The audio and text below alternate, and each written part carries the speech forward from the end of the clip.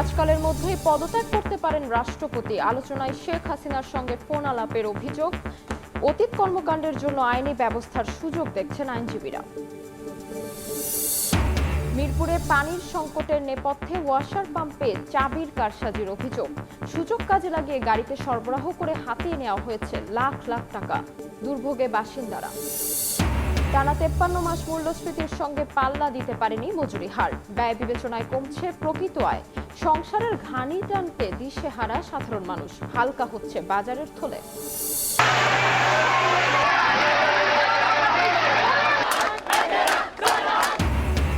প্রশ্ন ফাঁস ইস্যুতে উত্তাল ভারত। বিভিন্ন শহরে বিক্ষোভ। পদক্ষেপ না নিলে শিক্ষামন্ত্রীর পদত্যাগ দাবিতে সীমাবদ্ধ থাকবে না আন্দোলন। হুঁশিয়ারি ককরোচ পার্টির।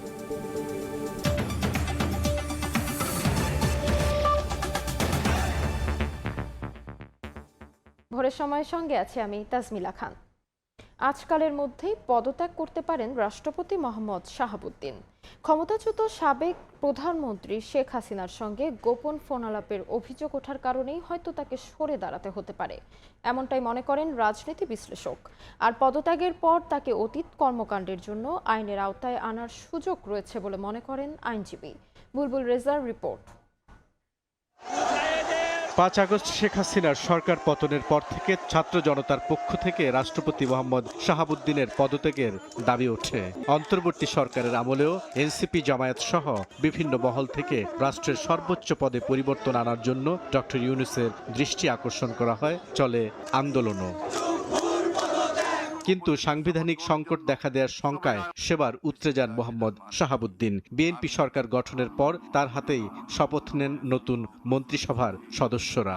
কিন্তু বুধবার নতুন করে সামনে আসে রাষ্ট্রপতির পদত্যাগ ইস্যু জানিয়ে এরই মধ্যে নিজেদের অবস্থান স্পষ্ট করেছেন সরকারের দুই মন্ত্রী প্রতিমন্ত্রী। রাষ্ট্রপতি সাংবিধানিকভাবে ইনি পদত্যাগ করতে চাইলে অথবা স্বাস্থ্যগত কারণে যে কোনো কারণে চাইলে তার সেটা অপশন আছে। তবে শেষ পর্যন্ত পদ হারাতে যাচ্ছেন রাষ্ট্রপতি মোহাম্মদ শাহাবুদ্দিন। আর তা সত্যি হলে এর পেছনের কারণ কি, এমন প্রশ্নের উত্তর খুঁজছেন অনেকেই। ভীতি বা অনুগ্রহ। বঙ্গভবন সহ একাধিক সূত্র জানিয়েছে দ্রুতই পদত্যাগ করতে পারেন রাষ্ট্রপতি মোহাম্মদ শাহাবুদ্দিন। ক্ষমতাচ্যুত সাবেক প্রধানমন্ত্রী শেখ হাসিনার সঙ্গে গোপন ফোনালাপের অভিযোগ ওঠার পর বিষয়টি আরও পাকাপোক্ত হয়েছে। শুধু ওই ফোনালাপই কারণ নাকি বিষয়টি আরও জটিল?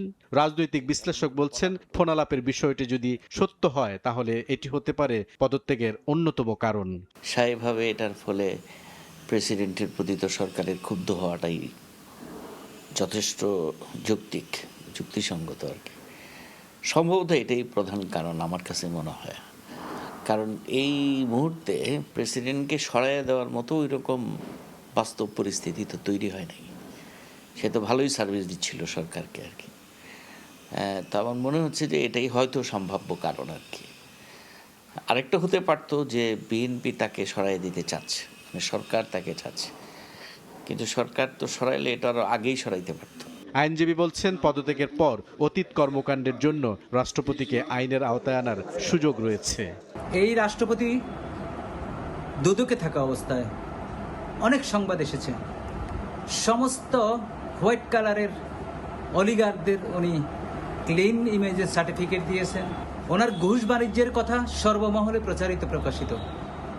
তো সুতরাং আমি মনে করি ওনার পদত্যাগের পরপরই, যেহেতু রাষ্ট্রপতি থাকা অবস্থায় কিছু করা যাবে না, সংবিধানে একটা সুরক্ষা আছে, রাষ্ট্রপতি পদ থেকে পদত্যাগের পরপরই ওনার বিরুদ্ধে ব্যবস্থা নেওয়া যাবে। 2023 সালের 24 এপ্রিল বাংলাদেশের 22তম রাষ্ট্রপতি হিসেবে শপথ নেন মোহাম্মদ শাহাবুদ্দিন। সংবিধান অনুযায়ী রাষ্ট্রপতির কার্যভার গ্রহণের তারিখ থেকে এই পদের মেয়াদ 5 বছর। পদটি শূন্য হলে পরবর্তী রাষ্ট্রপতি নির্বাচন না হওয়া পর্যন্ত জাতীয় সংসদের স্পিকার রাষ্ট্রপতির দায়িত্ব পালন করবেন। বুলবুল রেজা, সময় সংবাদ, ঢাকা। পদত্যাগের পর রাষ্ট্রপতি মোহাম্মদ শাহাবুদ্দিনকে বিচারের আওতায় আনার দাবি জানিয়েছেন এনসিপির আহ্বায়ক ও বিরোধী দলীয় চিফ হুইপ নাহিদ ইসলাম। বৃহস্পতিবার বিকেলে জামালপুরে পদযাত্রা শেষে এক সমাবেশে এই দাবি জানান তিনি। ফ্যাসিস্টের দোসর চুপ্পু পদত্যাগ করলে হবে না, পদত্যাগের পরে তাকে গ্রেফতার করতে হবে। কারণ গণহত্যা হত্যায় তার সমর্থন রয়েছে, দুর্নীতিতে তার স্পষ্ট প্রমাণ রয়েছে যে দুর্নীতিবাদ। ফলে সেই ব্যক্তিকে অবিলম্বে অপসারণ করে তাকে গ্রেফতার করে বিচারের আওতায় আনতে হবে। 2034 সালের মধ্যে দেশের অর্থনীতি ট্রিলিয়ন ডলারে উন্নীত করতে সরকার কাজ করছে বলে জানিয়েছেন প্রধানমন্ত্রী তারেক রহমান। বিনিয়োগ সুরক্ষা, জ্বালানি নিরাপত্তা সহ ব্যবসা সহজীকরণের কথাও জানান সরকার প্রধান। উন্নয়ন অগ্রগতিতে বিদেশি বিনিয়োগকারীদের শরিক হওয়ার আহ্বানও জানান প্রধানমন্ত্রী। অর্থনীতি পুনর্গঠন করে বিদেশি বিনিয়োগ, কর্মসংস্থান ও রিজার্ভ বাড়ানোর নির্বাচনী প্রতিশ্রুতি দিয়েছিল বিএনপি। সরকার গঠনের পর অর্থনীতি ঢেলে সাজানো সহ ব্যবসা বান্ধব পরিবেশ নিশ্চিতে বিভিন্ন উদ্যোগ নিয়ে এগোচ্ছে তারেক রহমানের সরকার। সকালে রাজধানীর চীনমৈত্রী সম্মেলন কেন্দ্রে foreign investors chamber of commerce and industry FICCI আয়োজিত আন্তর্জাতিক সম্মেলনে যোগ দেন প্রধানমন্ত্রী। সরকার প্রধান এ সময় বলেন, ব্যবসার সাফল্য অনেকাংশে নির্ভরশীল সরকারের নীতিমালার উপর। তাই দেশি বিদেশি ব্যবসায়ী ও বিনিয়োগকারীদের পাশে থাকার অঙ্গীকার পুনর্ব্যক্ত করেন Tarique Rahman. We are modernizing our legal and regulatory framework, strengthening investor protection, improving dispute resolution, simplifying tax and VAT administration, and making it easier. নানাবিধ চ্যালেঞ্জের মধ্যেও বিনিয়োগকারীদের স্বাচ্ছন্দ্যে ব্যবসা সম্প্রসারণে নির্বাচিত সরকার কাজ করছে বলে জানান সরকার প্রধান। বলেন, সরকার সব সময় ব্যবসায়ী ও উদ্যোক্তাদের পাশে রয়েছে। Bangladesh has many challenges, but it also has remarkable strengths. We have a large and fast-growing domestic market. Our government has completed 5 months in office, but our policy preparation began long before the election. দেশকে trillion ডলারের অর্থনীতিতে উন্নীত করতে দেশি বিদেশি ব্যবসায়ীদের বাংলাদেশে বিনিয়োগের আহ্বান জানান প্রধানমন্ত্রী। We are improving ports, logistics, infrastructure, and energy security, while encouraging greater investment in renewable energy. Our government is determined to build a $1 trillion economy by 2034. এর আগে সম্মেলন কেন্দ্রের পাশে দেশি বিদেশি বিভিন্ন ব্যবসা প্রতিষ্ঠানের স্টল পরিদর্শন করেন প্রধানমন্ত্রী তারেক রহমান। আহমেদ সালেহিন, সময় সংবাদ, ঢাকা। বিনিয়োগ আকর্ষণে জ্বালানি সরবরাহ নিশ্চিতে ভাসমান LNG টার্মিনাল বাড়ানোর পরিকল্পনার কথা জানিয়েছেন বাণিজ্যমন্ত্রী। এদিকে জ্বালানি নিরাপত্তা নিশ্চিত করা কঠিন হলেও সরকার সেই কাজ শুরু করেছে বলে দাবি প্রধানমন্ত্রীর অর্থ উপদেষ্টার। ফিকে আয়োজিত সেমিনারে এলসি খোলার সময় কমিয়ে আনা, স্থিতিশীল নীতিমালা তৈরি সহ যুগোপযোগী পদক্ষেপ নেওয়া হচ্ছে বলে আশ্বস্ত করেন নীতি নির্ধারকরা। মূলধনী যন্ত্রপাতি আমদানিতে যেখানে আমলাতান্ত্রিক জটিলতায় কেটে যায় বছর, সেখানে অনুমোদন চাওয়ার 15 দিনের মধ্যে এলসি খুলতে পারবেন ব্যবসায়ীরা। ব্যবসা বান্ধব এমন নানা উদ্যোগের কথা তুলে ধরে বাণিজ্যমন্ত্রী জানান, বিনিয়োগ আকর্ষণে এবার নজর নিরবচ্ছিন্ন জ্বালানি সরবরাহ নিশ্চিত করা। Bangladesh has a shortfall of about 1100 mmcfd of gas at the moment.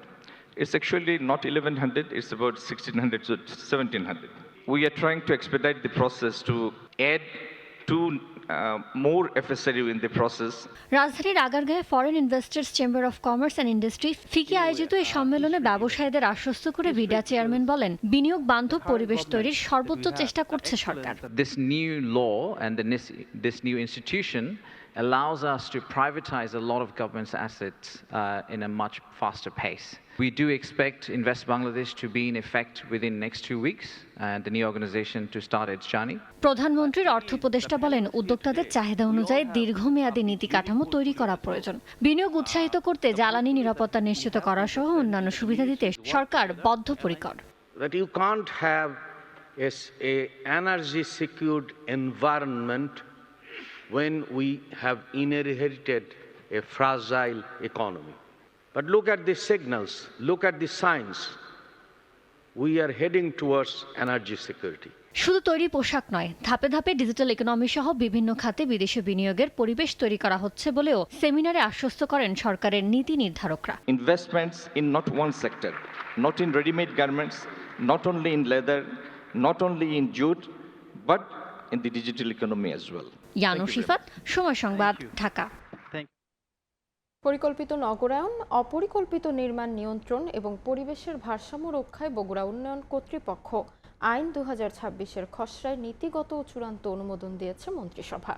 বৃহস্পতিবার বিকেলে সচিবালয়ে প্রধানমন্ত্রী তারেক রহমানের সভাপতিত্বে মন্ত্রিপরিষদের বৈঠকে এই সিদ্ধান্ত হয়। সভা শেষে প্রেস বিজ্ঞপ্তিতে জানানো হয়, গৃহায়ন ও গণপূর্ত মন্ত্রণালয়ের উদ্যোগে প্রণীত আইনের মাধ্যমে বগুড়া সিটি কর্পোরেশন ও আশপাশের এলাকা নিয়ে বগুড়া উন্নয়ন কর্তৃপক্ষ গঠন করা হবে। ছাড়পত্র ছাড়া নির্মাণ বা উন্নয়ন প্রকল্প গ্রহণ করা যাবে না। এছাড়া নদী, খাল, জলাশয় ও উন্মুক্ত স্থান সংরক্ষণে কঠোর বিধান রাখা হয়েছে। এই আইনের মাধ্যমে বগুড়াকে পরিকল্পিত, পরিবেশ বান্ধব ও আধুনিক নগর হিসেবে গড়ে তোলার ভিত্তি তৈরি হবে। বৈঠকে স্থানীয় সরকার মন্ত্রী, স্বরাষ্ট্রমন্ত্রী, বিদ্যুৎ, জ্বালানি ও খনিজ সম্পদ মন্ত্রী সহ মন্ত্রিসভার অন্য সদস্যরা অংশ নেন। সেপ্টেম্বরে ভারতে ব্রিক্স শীর্ষ সম্মেলনে প্রধানমন্ত্রী তারেক রহমানকে আমন্ত্রণ জানিয়েছে নয়াদিল্লি। আমন্ত্রণপত্র প্রধানমন্ত্রীর কার্যালয়ে পাঠিয়েছে পররাষ্ট্র মন্ত্রণালয়। একথা জানিয়েছেন পররাষ্ট্র প্রতিমন্ত্রী শামা ওবায়দ ইসলাম। বলেন, ভারতে চলমান অভ্যন্তরীণ সমস্যার গণতান্ত্রিক সমাধান হবে বলে আশা করছে ঢাকা। ব্রাজিল, রাশিয়া, ভারত, চীন ও দক্ষিণ আফ্রিকার উদ্যোগে গঠিত ব্রিক্স বর্তমানে বিশ্বের অন্যতম প্রভাবশালী অর্থনৈতিক জোট। আগামী সেপ্টেম্বরে ভারতের আয়োজনে অনুষ্ঠিত হতে যাওয়া ব্রিক্স শীর্ষ সম্মেলনে সদস্য না হওয়া সত্ত্বেও প্রধানমন্ত্রী তারেক রহমানকে আনুষ্ঠানিকভাবে আমন্ত্রণ জানিয়েছে নয়াদিল্লি। বৃহস্পতিবার বিকেলে পররাষ্ট্র মন্ত্রণালয় গণমাধ্যম কর্মীদের পররাষ্ট্র প্রতিমন্ত্রী জানান, আমন্ত্রণ পত্রটি পররাষ্ট্র মন্ত্রণালয় থেকে প্রধানমন্ত্রীর কার্যালয়ে পাঠানো হয়েছে। পররাষ্ট্র মন্ত্রণালয় এসেছে, আমরা সেটা মাননীয় প্রধানমন্ত্রীর দপ্তরে পাঠিয়েছি। এদিকে ভারতের চলমান অভ্যন্তরীণ পরিস্থিতি নিয়ে তিনি বলেন, বিশ্বের বৃহত্তম গণতান্ত্রিক দেশ হিসেবে আলোচনার মাধ্যমেই তাদের অভ্যন্তরীণ সমস্যার সমাধান করবে বলে আশা করছে বাংলাদেশ। আমাদের এই রিজনে স্টেবিলিটি, স্থিতিশীলতা এবং শান্তি বজায় থাকুক, সেটাই আমরা আমাদের অবস্থা। গণতান্ত্রিক রাষ্ট্র হিসেবে আমরা আশা করব যে তাদের জনগণের অবস্থান দেখবে এবং সমস্যা সমাধানের দিকে দ্রুত গতিতে আগাবে। বাংলাদেশ যুক্তরাষ্ট্র সম্পর্ক নিয়ে আশাবাদ ব্যক্ত করেন পররাষ্ট্র প্রতিমন্ত্রী। তিনি জানান, মার্কিন যুক্তরাষ্ট্রের দক্ষিণ ও মধ্য এশিয়া বিষয়ক বিশেষ দূত সার্জিও গোরের আসন্ন বাংলাদেশ সফরের মাধ্যমে দুই দেশের সম্পর্কের নতুন দিক উন্মোচিত হবে। বাংলাদেশ এবং যুক্তরাষ্ট্রের সেটা আরো গভীর হয়। এই সফরের মধ্য দিয়ে আরো নতুন কিছু বেরিয়ে আসবে। এদিকে ভিসা ইস্যুতে তিনি বলেন, ইউরোপীয় ইউনিয়ন ও মধ্যপ্রাচ্য সহ বিভিন্ন দেশের ভিসা প্রক্রিয়া আরো সহজ ও দ্রুত করতে কাজ করছে পররাষ্ট্র মন্ত্রণালয়। স্বরাষ্ট্র মন্ত্রণালয় এবং প্রবাসী কল্যাণ মন্ত্রণালয় গত 2-3 সপ্তাহের মধ্যে আমরা একাধিকবার মিটিং করেছি যে আমাদের ভিসা সংক্রান্ত ব্যাপারগুলো কিভাবে সমাধান করা যায়। বিদেশগামী কর্মী, শিক্ষার্থী ও ভ্রমণকারীদের সুবিধা নিশ্চিত করতে সংশ্লিষ্ট দেশগুলোর সঙ্গে নিয়মিত যোগাযোগ ও সমন্বয় অব্যাহত রয়েছে বলেও জানান পররাষ্ট্র প্রতিমন্ত্রী। শাতিলা শারমিন, সময় সংবাদ, ঢাকা।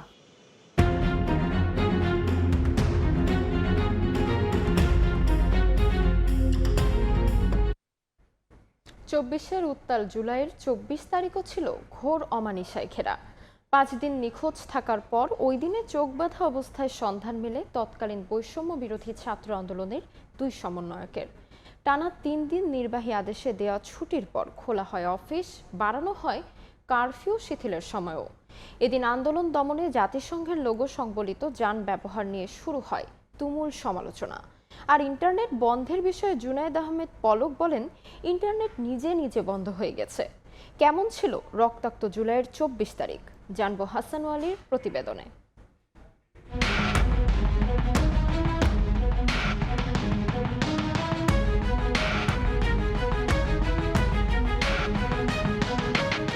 উত্তপ্ত জুলাই, বাতাসে মিশে থাকা লাশের তীব্র গন্ধ আর বারুদের ঝাঁঝালো হুঙ্কারে তপ্ত দেশের মাটি। হামলা, মামলা, গুম, নির্যাতন ছাড়িয়েছিল সব সীমা। সব আর্তনাদ উপেক্ষা করে শেখ হাসিনা সরকার তখনও ছড়িয়ে চলেছে আতঙ্ক। রক্তাক্ত জুলাইয়ের 24 তারিখ আইনশৃঙ্খলা বাহিনীর গুলিতে ঝরে যায় ছোট্ট শিশু রিয়াগোপ সহ আরও অনেক প্রাণ। 16 জুলাই থেকে জুলাইয়ের এই দিন পর্যন্ত নিহত হন 2 শতাধিক।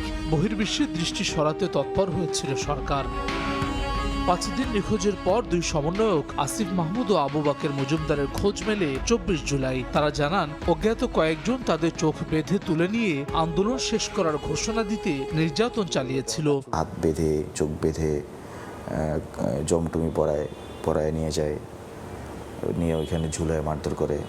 তারপরে প্রায় 4 ঘন্টা আমাকে ঝুলায় নিচে নামায় মারে। তাদের উদ্দেশ্যটা ছিল নেতৃত্বকে আন্দোলন থেকে, জনগণ থেকে বিচ্ছিন্ন করে ফেলা, যাতে করে আন্দোলনটাকে দমানো যায়। কিন্তু ফরচুনেটলি এই আন্দোলনে তখন স্বতঃস্ফূর্তভাবে অনেকেই এগিয়ে আসে সামনে, অনেকেই তখন লিড দেয়, ফলে তাদের এই পরিকল্পনাটা সফল হয় না। এদিনও তৎকালীন সরকার প্রধান শেখ হাসিনা রাষ্ট্রীয় সম্পদ নষ্টের দায় চাপিয়েছিলেন ছাত্র জনতার উপর। সমস্ত বাংলাদেশ থেকে শিবির, জামাত এরা কিন্তু ঢুকে আসছে। এত কিছুর মধ্যেও রাজপথ দখলে রাখে ছাত্র জনতা। পুলিশের সাথে আমাদের দাওয়া পাল্টা দেওয়ার একটা পর্যায়ে পুলিশ পিছু হটে। আমাদের দৃঢ় অবস্থানের কারণে পুলিশ আচমকা আপনার চাইনিজ রাইফেলের বুলেট গুলি করা শুরু করার মধ্যেই এর কিছুক্ষণের মধ্যেই আমি গুলিবিদ্ধ হই এবং আমাদের বেশ কয়েকজন ভাই এখানে মারা যায়। অত্যাচার, নির্যাতন, নিপীড়নে মানুষের যখন পিঠ দেয়ালে ঠেকে যায় তখন মানুষ কিন্তু ব্যাকফায়ার করে। ব্যাকফায়ারটা করেছিল এখানে সর্বশ্রেণীর মানুষ এই আন্দোলনে যোগ দিয়েছেন। এদিন জাতিসংঘের লোগো সংবলিত যান ব্যবহার নিয়ে জাতিসংঘ উদ্বেগ জানালে আওয়ামী লীগের মুখপাত্র হাসান মাহমুদ বলেন, জাতিসংঘের লোগো ভুলে মোছা হয়নি। আর ইন্টারনেট বন্ধের বিষয়ে জানতে চাইলে সাবেক তথ্য ও যোগাযোগ প্রযুক্তি প্রতিমন্ত্রী জুনায়েদ আহমেদ পলক বলেন, সরকার ইন্টারনেট বন্ধ করেনি, বন্ধ হয়ে গেছে। আমরা ইন্টারনেট সারা দেশে বন্ধ করিনি, ইন্টারনেট বন্ধ হয়ে গিয়েছিল। উত্তাল জুলাইয়ের এই সময়টাতে প্রথম সারির সমন্বয়কদের গুম এবং নির্যাতন করে আন্দোলন স্তীমিত করার সব চেষ্টাই করে শেখ হাসিনা সরকার। কিন্তু রাজপথে বুলেট উপেক্ষা করে নানা শ্রেণী পেশার মানুষের ইস্পাতদৃঢ় অবস্থান বদলে দেয় পুরো আন্দোলনের গতিপথ। হাসান ওয়ালি, সময় সংবাদ, ঢাকা। 1 বছরের মধ্যে জুলাই হত্যাযজ্ঞের সব মামলা নিষ্পত্তির আশা প্রকাশ করেছেন চিফ প্রসিকিউটর মোহাম্মদ আমিনুল ইসলাম। দল হিসেবে আওয়ামী লীগের বিচারের অগ্রগতি শীঘ্রই মিলবে বলেও জানান তিনি। অন্যদিকে জুলাই হত্যাযজ্ঞের বিচার নিশ্চিতে 7 দফা দাবি নিয়ে চিফ প্রসিকিউটর বরাবর স্মারকলিপি দিয়েছে 11 দলীয় জোট। বৃহস্পতিবার সকালে জুলাই গণহত্যার দ্রুত বিচার ও সুষ্ঠু তদন্তের দাবিতে চিফ প্রসিকিউটর বরাবর স্মারকলিপি জমা দিতে আন্তর্জাতিক অপরাধ ট্রাইব্যুনালে আসেন 11 দলীয় জোট এবং জুলাই শহীদ ও আহত পরিবারের সদস্যরা। জুলাই হত্যাকাণ্ড ও মানবতা বিরোধী অপরাধের বিচারের অগ্রগতি ও সুষ্ঠু তদন্ত সহ 7 দফা দাবি জানান তারা। স্মারকলিপি জমা দেওয়া শেষে বিচারিক প্রক্রিয়া নিয়ে অসন্তোষ জানান জামায়াত নেতা হামিদুর রহমান আজাদ। আমরা তো আমাদের দাবিগুলো ফরমালি দিয়েছি। 2 বছর যদি আমরা হিসাব করি, যদি ওনার টেনিয়রে নয়, সব মিলিয়ে আমরা প্রক্রিয়ার ব্যাপারে বলবো। আমরা তো নির্দিষ্ট করে ওনার কাছে ওনার কার্যক্রম নিয়ে স্যাটিসফাইড হতে চাই না। আমরা টোটাল কার্যক্রমের একটা মন্তব্য এবং মূল্যায়ন করতে চাই। তো 2 বছরের ব্যবধানে যা হয়ে গেছে এটাকে আমরা বলতে পারি একটা পর্যায়ে এসেছে, কিন্তু এটা জনগণের স্যাটিসফ্যাকশনের লেভেলটা, প্রত্যাশার জায়গাটা, সন্তুষ্টি এবং প্রত্যাশার জায়গাটা আরো হাই। এ সময় 1 বছরের মধ্যে জুলাই হত্যাকাণ্ডের সব মামলা নিষ্পত্তির আশ্বাস দেন চিফ প্রসিকিউটর। দল হিসেবে আওয়ামী লীগের বিচারের দৃশ্যমান অগ্রগতি দ্রুতই দেখা যাবে বলেও জানান তিনি। আমি 1 বছরের মধ্যে জুলাইয়ের যত মামলা আছে সব ইনভেস্টিগেশন রিপোর্ট এবং জাজমেন্টের মধ্যে দিয়ে এগুলো আমরা নিষ্পত্তি করতে চাই। সংগঠন হিসেবে আওয়ামী লীগ কি অপরাধ করেছে সেটা যখন আমার কাছে ছিল, আমার প্রিডিসেসরের কাছে ছিল, আমি আসার পর এটাকে এক্সপেডিট করেছি। খুব দ্রুত গতিতে আমাদের এই সংগঠনের বিরুদ্ধে ইনভেস্টিগেশনটা চলমান আছে এবং আপনি কিছুদিনের মধ্যে আপনারা দৃশ্যমান একটা অগ্রগতি দেখতে পাবেন। সোমবার শাপলা হত্যাযজ্ঞ এবং আগামী সপ্তাহে জুলাই আন্দোলনে ঢাকা বিশ্ববিদ্যালয়ে হামলা মামলার চার্জশিট দাখিল করা হবে বলেও জানান চিফ প্রসিকিউটর। আমার পর্যায়ে এসে সাবরিনা মজুমদার, সময় সংবাদ, ঢাকা। মানবতা বিরোধী অপরাধের মামলায় গ্রেফতার দেখানো হলো শহীদ রাষ্ট্রপতি জিয়াউর রহমান হত্যাকাণ্ডে অভিযুক্ত মোজাফফর হোসেনকে।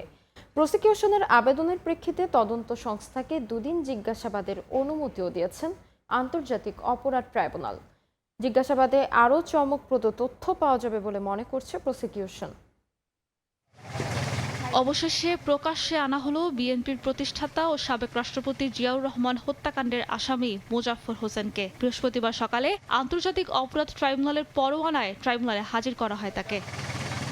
বৃহস্পতিবার প্রসিকিউশন মুজাফফরকে গ্রেফতার দেখানোর আবেদন করলে আন্তর্জাতিক অপরাধ ট্রাইব্যুনাল ২ আবেদন মঞ্জুর করেন। পরে তাকে মানবতা বিরোধী অপরাধের মামলায় গ্রেফতার দেখানো হয়। সেই সাথে জিজ্ঞাসাবাদেরও অনুমতি দেন ট্রাইব্যুনাল তাকে 2 দিন জিজ্ঞাসাবাদের জন্য আমাদেরকে অনুমতি দিয়েছেন।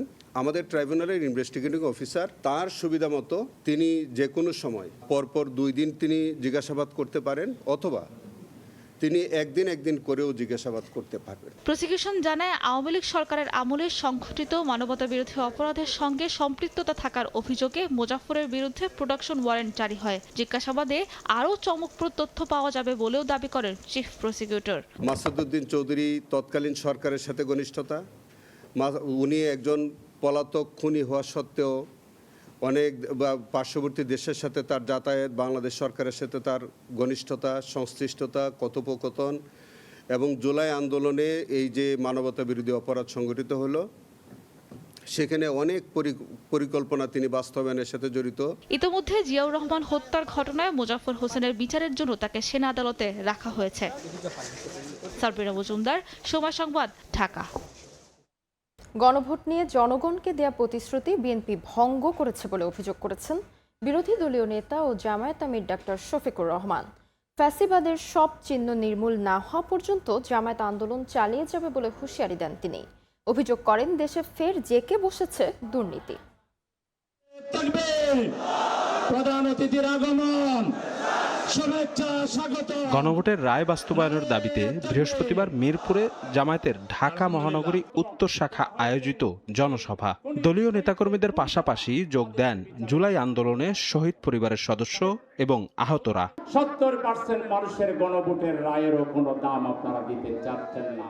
অনুষ্ঠানে বক্তারা জুলাই সনদ বাস্তবায়নে সরকারকে আন্তরিক হওয়ার আহ্বান জানান। প্রধান অতিথির বক্তব্যে জামায়াত আমির ডাক্তার শফিকুর রহমান অভিযোগ করেন, গণভোট নিয়ে দেয়া ওয়াদা বিএনপি ভঙ্গ করেছে। ইলেকশনের আগে বর্তমান প্রধানমন্ত্রী বললেন গণভোটে ভোট দিন এবং হাতে ভোট দিন। আমরাও বললাম গণভোটে ভোট দিন, হাতে ভোট দিন। ইলেকশন হলো, এখন তারা বললেন গণভোট অবৈধ। আরে ভাই, গণভোট যদি অবৈধ হয় তাহলে সংসদ নির্বাচনটা বৈধ হয় কিভাবে? বিরোধী দলীয় নেতা দাবি করেন, দুর্নীতি বাড়ায় দেশ সংকটের দিকে ধাবিত হচ্ছে। সব জায়গায় যদি চুরের মেলা থাকে তাইলে সংকট সমাধান হবে কিভাবে? গাঁটে গাঁটে, জুড়ায় জুড়ায়, কুনায় কুনায় চুরেরা বসে আছে। এই জন্য এই সংকটগুলা দিন দিন বৃদ্ধি পাচ্ছে। দেশের যুব সমাজ অন্যায় ও ফ্যাসিবাদের বিরুদ্ধে ঐক্যবদ্ধ বলেও জানান জামায়াত আমির। এটি আমার সৌভাগ্য, ফ্যাসিস্ট সরকার 3 বার আমাকে তাদের আমলে জেলে নিয়েছে। শফিক মুন্সি, সময় সংবাদ, ঢাকা। গ্রামীণ এলাকায় চিকিৎসকের সংকট দূর করে মানসম্মত সেবা নিশ্চিতের তাগিদ দিয়েছে ডাক্তার জুবাইদা রহমান। বলেন, পরিস্থিতি উন্নয়নে সংশ্লিষ্টদের আরও সজাগ থাকতে হবে। হলি ফ্যামিলি রেড ক্রিসেন্ট মেডিকেল কলেজে একই অনুষ্ঠানে সমাজ কল্যাণ মন্ত্রী বলেন, সেবার মান অক্ষুণ্ণ রেখে অতীতের সুনাম ফেরাতে হবে প্রতিষ্ঠানটিকে। রাজধানীর Holy Family Red Crescent Medical College চিকিৎসাবিদ্যার প্রতিষ্ঠানটির বার্ষিক সাংস্কৃতিক অনুষ্ঠান ও কৃতি সম্মাননার আয়োজনে যোগ দেন ডাক্তার জুবাইদা রহমান। উপস্থিত ছিলেন সমাজ কল্যাণ মন্ত্রী অধ্যাপক ডাক্তার AZM জাহিদ হোসেন। অনুষ্ঠানে শিক্ষাক্ষেত্রে কৃতিত্ব অর্জন করা শিক্ষার্থীদের সম্মাননা তুলে দেওয়া হয়। এ সময় হাসপাতালটির সেবার মান অক্ষুণ্ণ রেখে অতীতের সুনাম ফেরাতে সংশ্লিষ্টদের আহ্বান জানান সমাজ কল্যাণমন্ত্রী।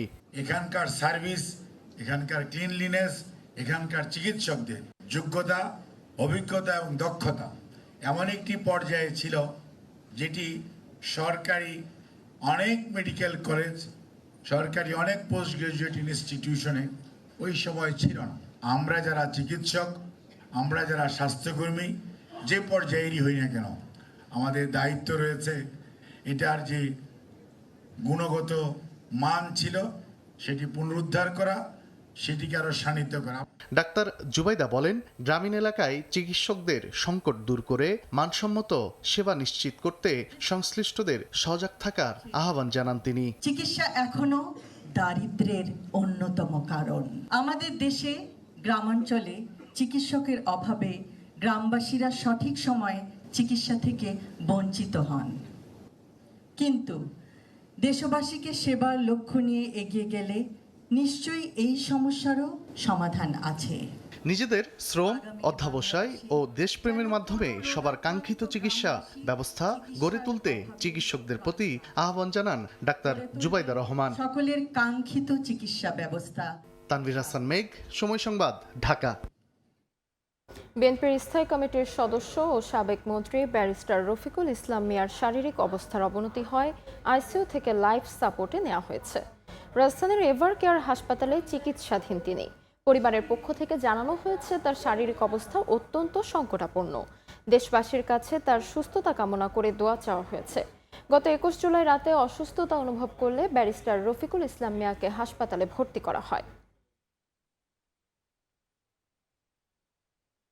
মিয়ানমারের রাখাইন রাজ্যে নিরাপদ, স্বেচ্ছাপ্রণোদিত, মর্যাদাপূর্ণ ও টেকসই রোহিঙ্গা প্রত্যাবাসনের জন্য অনুকূল পরিবেশ তৈরিতে আসিয়ান দেশগুলোর প্রতি আন্তর্জাতিক উদ্যোগ জোরদারের আহ্বান জানিয়েছেন পররাষ্ট্রমন্ত্রী ডাক্তার খলিলুর রহমান।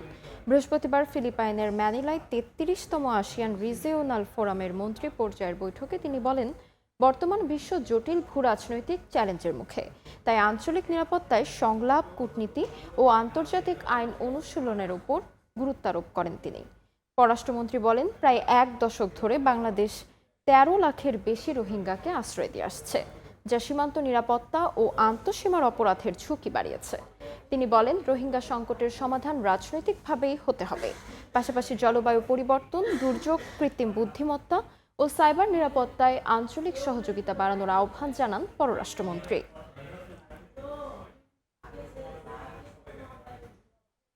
জুলাই অভ্যুত্থান সফল করার পেছনে টার্নিং পয়েন্ট হিসেবে কাজ করেছিলেন বেসরকারি বিশ্ববিদ্যালয়ের শিক্ষার্থীরা, এমন মন্তব্য করেছেন মুক্তিযুদ্ধ বিষয়ক প্রতিমন্ত্রী ইশরাক হোসেন। বৃহস্পতিবার বিকেলে উত্তরায় জুলাই আন্দোলনে বেসরকারি বিশ্ববিদ্যালয়ের শিক্ষার্থীদের অবদান এবং নিহত আহতদের স্মরণে আয়োজিত স্মরণ সভায় একথা বলেন তিনি। বলেন, ফ্যাসিবাদের বিরুদ্ধে বেসরকারি বিশ্ববিদ্যালয়ের শিক্ষার্থীদের সাহসী ভূমিকার গতি এনেছিল আন্দোলনে। কারো তবেদার হিসেবে নয়, বরং আত্মমর্যাদাশীল বাংলাদেশ হিসেবেই আগামী দিনে দেশ এগিয়ে যাবে, এমন প্রত্যাশার কথাও জানান ইশরাক হোসেন। রাখা হয়েছিল এবং তাদের 4-5 দিন যাবত কোনো আমাদের প্রধান জুলাইয়ের সেই উত্তাল সময়টাতে আমি পুরো সময় জেলখানায় বন্দী ছিলাম। জুলাই অভ্যুত্থানে প্রাইভেট ইউনিভার্সিটি যারা স্টুডেন্টরা ছিলেন, ছাত্রছাত্রী আপনারা ছিলেন, আপনাদের ভূমিকা ঐতিহাসিক একটা টার্নিং পয়েন্ট ছিল এই আন্দোলনকে সফল করার ক্ষেত্রে, সফল করার লক্ষ্যে। প্রধানমন্ত্রীর মানবিক সহায়তা কার্ডের তালিকা নিয়ে যেন কেউ প্রশ্ন তুলতে না পারে, সেদিকে লক্ষ্য রাখতে বলেছেন deputy speaker barrister Kaiser Kamal. বৃহস্পতিবার বিকেলে নেত্রকোনা সার্কিট হাউস মিলনায়তনে একটি কোর কমিটির সভায় এই আহ্বান জানান তিনি। আমাদের বর্তমান সরকার তথা মাননীয় প্রধানমন্ত্রীর ড্রিম বা সিগনেচার প্রজেক্ট হচ্ছে কৃষি card, family card. Family card নিয়ে আমরা একটা হোঁচট খেয়েছি, মিস্টেক একটা হয়েছে। Mistake never been A problem provided we learn from that mistake. So আমি কৃষক কার্ড যারা এখন করতে যাবেন, দয়া করে ফ্যামিলি কার্ডের যে মিস্টেকগুলো হয়েছিল, ফ্যামিলি কার্ডের যে লুপহোলসগুলো ছিল, ফ্যামিলি কার্ডের যে বায়াসনেস ছিল, সেগুলো থেকে যদি আমরা শিক্ষা নিয়ে কৃষক কার্ডটাকে যদি আমরা সত্যিকার অর্থে মানুষের কল্যাণের জন্য যদি করতে পারি। ওয়াসার চাবির খেলায় পানি সংকটে ভুগছেন মিরপুর 11.5 বি ব্লকের বাসিন্দারা। জানা গেছে, ওয়াসার একটি পাম্পের নতুন করে চাবি বসানোর পর পানি পাচ্ছেন না এলাকাবাসী। রহস্য ঘেরা সেই চাবির খোঁজে এবার সময় সংবাদ। অনুসন্ধানে জানা গেছে, চাবির কারসাজিতে 1 মাস বন্ধ ছিল ওয়াসার পানি সরবরাহ। শুধু মিরপুর নয়, এমন অনেক এলাকায় চাবির সংকটে কাজে লাগিয়ে ওয়াসার গাড়িতে কর্মচারীরা হাতিয়ে নিয়েছেন লাখ লাখ টাকা। আব্দুল লতিফের ছবিতে আবু সাইদ নিশানের বিশেষ প্রতিবেদন। ক্যাম্পে সবসময় পানি আসে। চাবিটা বসানোর আগে আমরা নিয়মিত পানি পেতাম।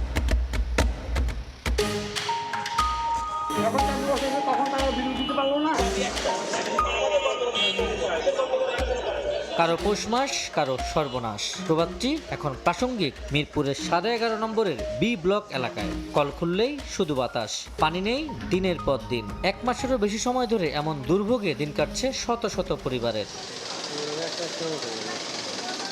এদিকে সংকটকে কাজে লাগিয়ে পানির গাড়ির রমরমা বাণিজ্য ওয়াসার। গেল জুন মাসে জোন 10-এ এই গাড়ির চাহিদা ছিল প্রায় 3000, যার 95%ই সরবরাহ করেছে ওয়াসা, আর জোন 4 থেকে সরবরাহ করা হয়েছে 1000-এর বেশি। অভিযোগ আছে এসব গাড়ি থেকে নেওয়া হয়েছে নির্ধারিত টাকার চেয়ে কয়েক গুণ বেশি। 600 টাকার পানি 800 টাকা নিতেছে, ড্রাইভাররা আইসা আবার বকশিস চাচ্ছে। তবে পানির সংকটের কারণ হিসাবে স্থানীয়রা বলছেন, তৈয়বা মসজিদ সংলগ্ন ওয়াসার পাম্পে চাবি বসানোর পর থেকেই পানি সরবরাহ বন্ধ। নিজেদের অর্থায়নেই বসানো পাম্প থেকেই পাশের একটি পাম্পে নিয়মিত পানি সরবরাহ করা হচ্ছে বলে দাবি এলাকাবাসীর। 1 মাস যাবৎ আমরা পানি পাচ্ছি না এই এলাকার মানুষ। রাস্তাঘাটে দেখা যাচ্ছে একটু বৃষ্টি হলে হাঁটু পানি হয়ে যাচ্ছে, অথচ বাসা বাড়িতে খাওয়ার পানি নাই। তাদেরকে যখনই আমরা নক করি পানি নাই, অথচ আমরা দেখতেছি ক্যাম্পে সবসময় পানি আছে। চাবিটা বসানোর আগে আমরা নিয়মিত পানি পেতাম, এখন চাবিটা বসানোর পর থেকে আর পানি পাই না। অভিযোগের সত্যতা যাচাইয়ে সময় সংবাদ উপস্থিত হয় চাবির উৎসে। কথা হয় সংশ্লিষ্ট পাম্প অপারেটরের সঙ্গেও। দায় স্বীকার করে তিনি বলেন, চাবি বসানোর সময় কেন আপত্তি তোলা হলো না। যখন চাবি বসেছে তখন তারা ভিডিও দিতে পারলো না, তখন তো তারা ভিডিও দেয় না। এই চাবিটার কারণে হচ্ছে গিয়ে ওই সময়টা ভাগ হয়ে 3 ঘন্টা। এদিকে ওয়াসার জোন 10-এর নির্বাহী প্রকৌশলী জানিয়েছেন, পাম্পের চাবি সংক্রান্ত জটিলতা দ্রুত সমাধানের উদ্যোগ নেওয়া হয়েছে। এলাকাবাসী যদি আমার কাছে সেটা আসে বা আমাকে টেলিফোনও করে কোন চাবিটা কি করতে হবে, আমি এটা করে দেব। সময় সংবাদ রিপোর্ট করতে যাওয়ার পরদিন থেকেই স্বাভাবিক হয় মিরপুর 11.5-এর বি ব্লকের পানি সরবরাহ। তাহলে কি এতদিন চাবি রহস্যেই বন্ধ ছিল পানি? যেদিন আসছেন তার ওই দিন রাত্রে থেকে মোটামুটি অল্প অল্প সমাধান হয়ে গেছে, পরের দিন সকাল থেকে টোটালি পানির সমস্যার সমাধান হয়ে গেছে। তবে মাসখানেক পর আবার ওই এলাকায় দেখা দেয় পানি সংকট। যদিও এই সংকট শুধু মিরপুরেই সীমাবদ্ধ নয়, কাজীপাড়া, শেওড়াপাড়া, পূর্ব কাফরুল, মধ্যবাড্ডা, রামপুরা, উত্তরা সহ বিভিন্ন এলাকাতেও ভুগছেন বাসিন্দারা। ওয়াসার ব্যবস্থাপনা পরিচালক বলছেন, দ্রুতই সমস্যার সমাধানে কাজ করছে ওয়াসা। নেওয়া হয়েছে বেশ কিছু পদক্ষেপ। আগামী এপ্রিল থেকে জুন মাসের মধ্যে এখান থেকে প্রতিদিন আমরা 50 লিটার পানি পাবো মেঘনা নদী থেকে। এই পানির একটা অংশ ওই এলাকায় আসবে, তখন এই ক্রাইসিসটা আর থাকবে না। ওয়াসা আগামীতে আমাদের প্ল্যানিং করছি যে সকল কার্যক্রম জনগণকে সম্পৃক্ত করে করবো। আমরা কী করছি জনগণ স্পষ্ট জানবে, তারপর জনগণের সমর্থনটা আমাদের দরকার, যাতে আমাদের কাজগুলো করা সহজ হয়। মৌলিক সেবা নিশ্চিতে দ্রুত কার্যকর পদক্ষেপের দাবি বাসিন্দাদের। তাদের প্রত্যাশা আশ্বাস নয়, চাবি রহস্যের সমাধান করে পানির স্বাভাবিক প্রবাহ ফিরিয়ে আনা। আবু সাইদ নিশান, সময় সংবাদ, ঢাকা। একদিকে মূল্যস্ফীতির ভোঁদর, অন্যদিকে মজুরি বৃদ্ধির কচ্ছপ গতি। এই দুয়ের হিসাব বলছে টানা 53 মাস ধরে মূল্যস্ফীতির সঙ্গে পাল্লা দিতে পারেনি মজুরি হার, অর্থাৎ ব্যয় বিবেচনায় কমছে আয়।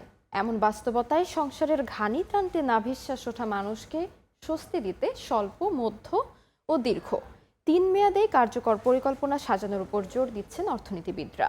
সামাজিক সুরক্ষা খাতের বরাদ্দ যেন অপচয় না হয়, সেদিকেও বাড়তি নজরদারির পরামর্শ তাদের। মঞ্জুর রহমানের ছবিতে অন্তরা সেনের রিপোর্ট। 1000 টাকা সম্ভব না বাজার সব কমপ্লিট করা। 2000 টাকা নিলে এখন বর্তমানে বাজার করা সম্ভব না। ডেলি আপনার এই জিনিসের দাম বাড়ছে।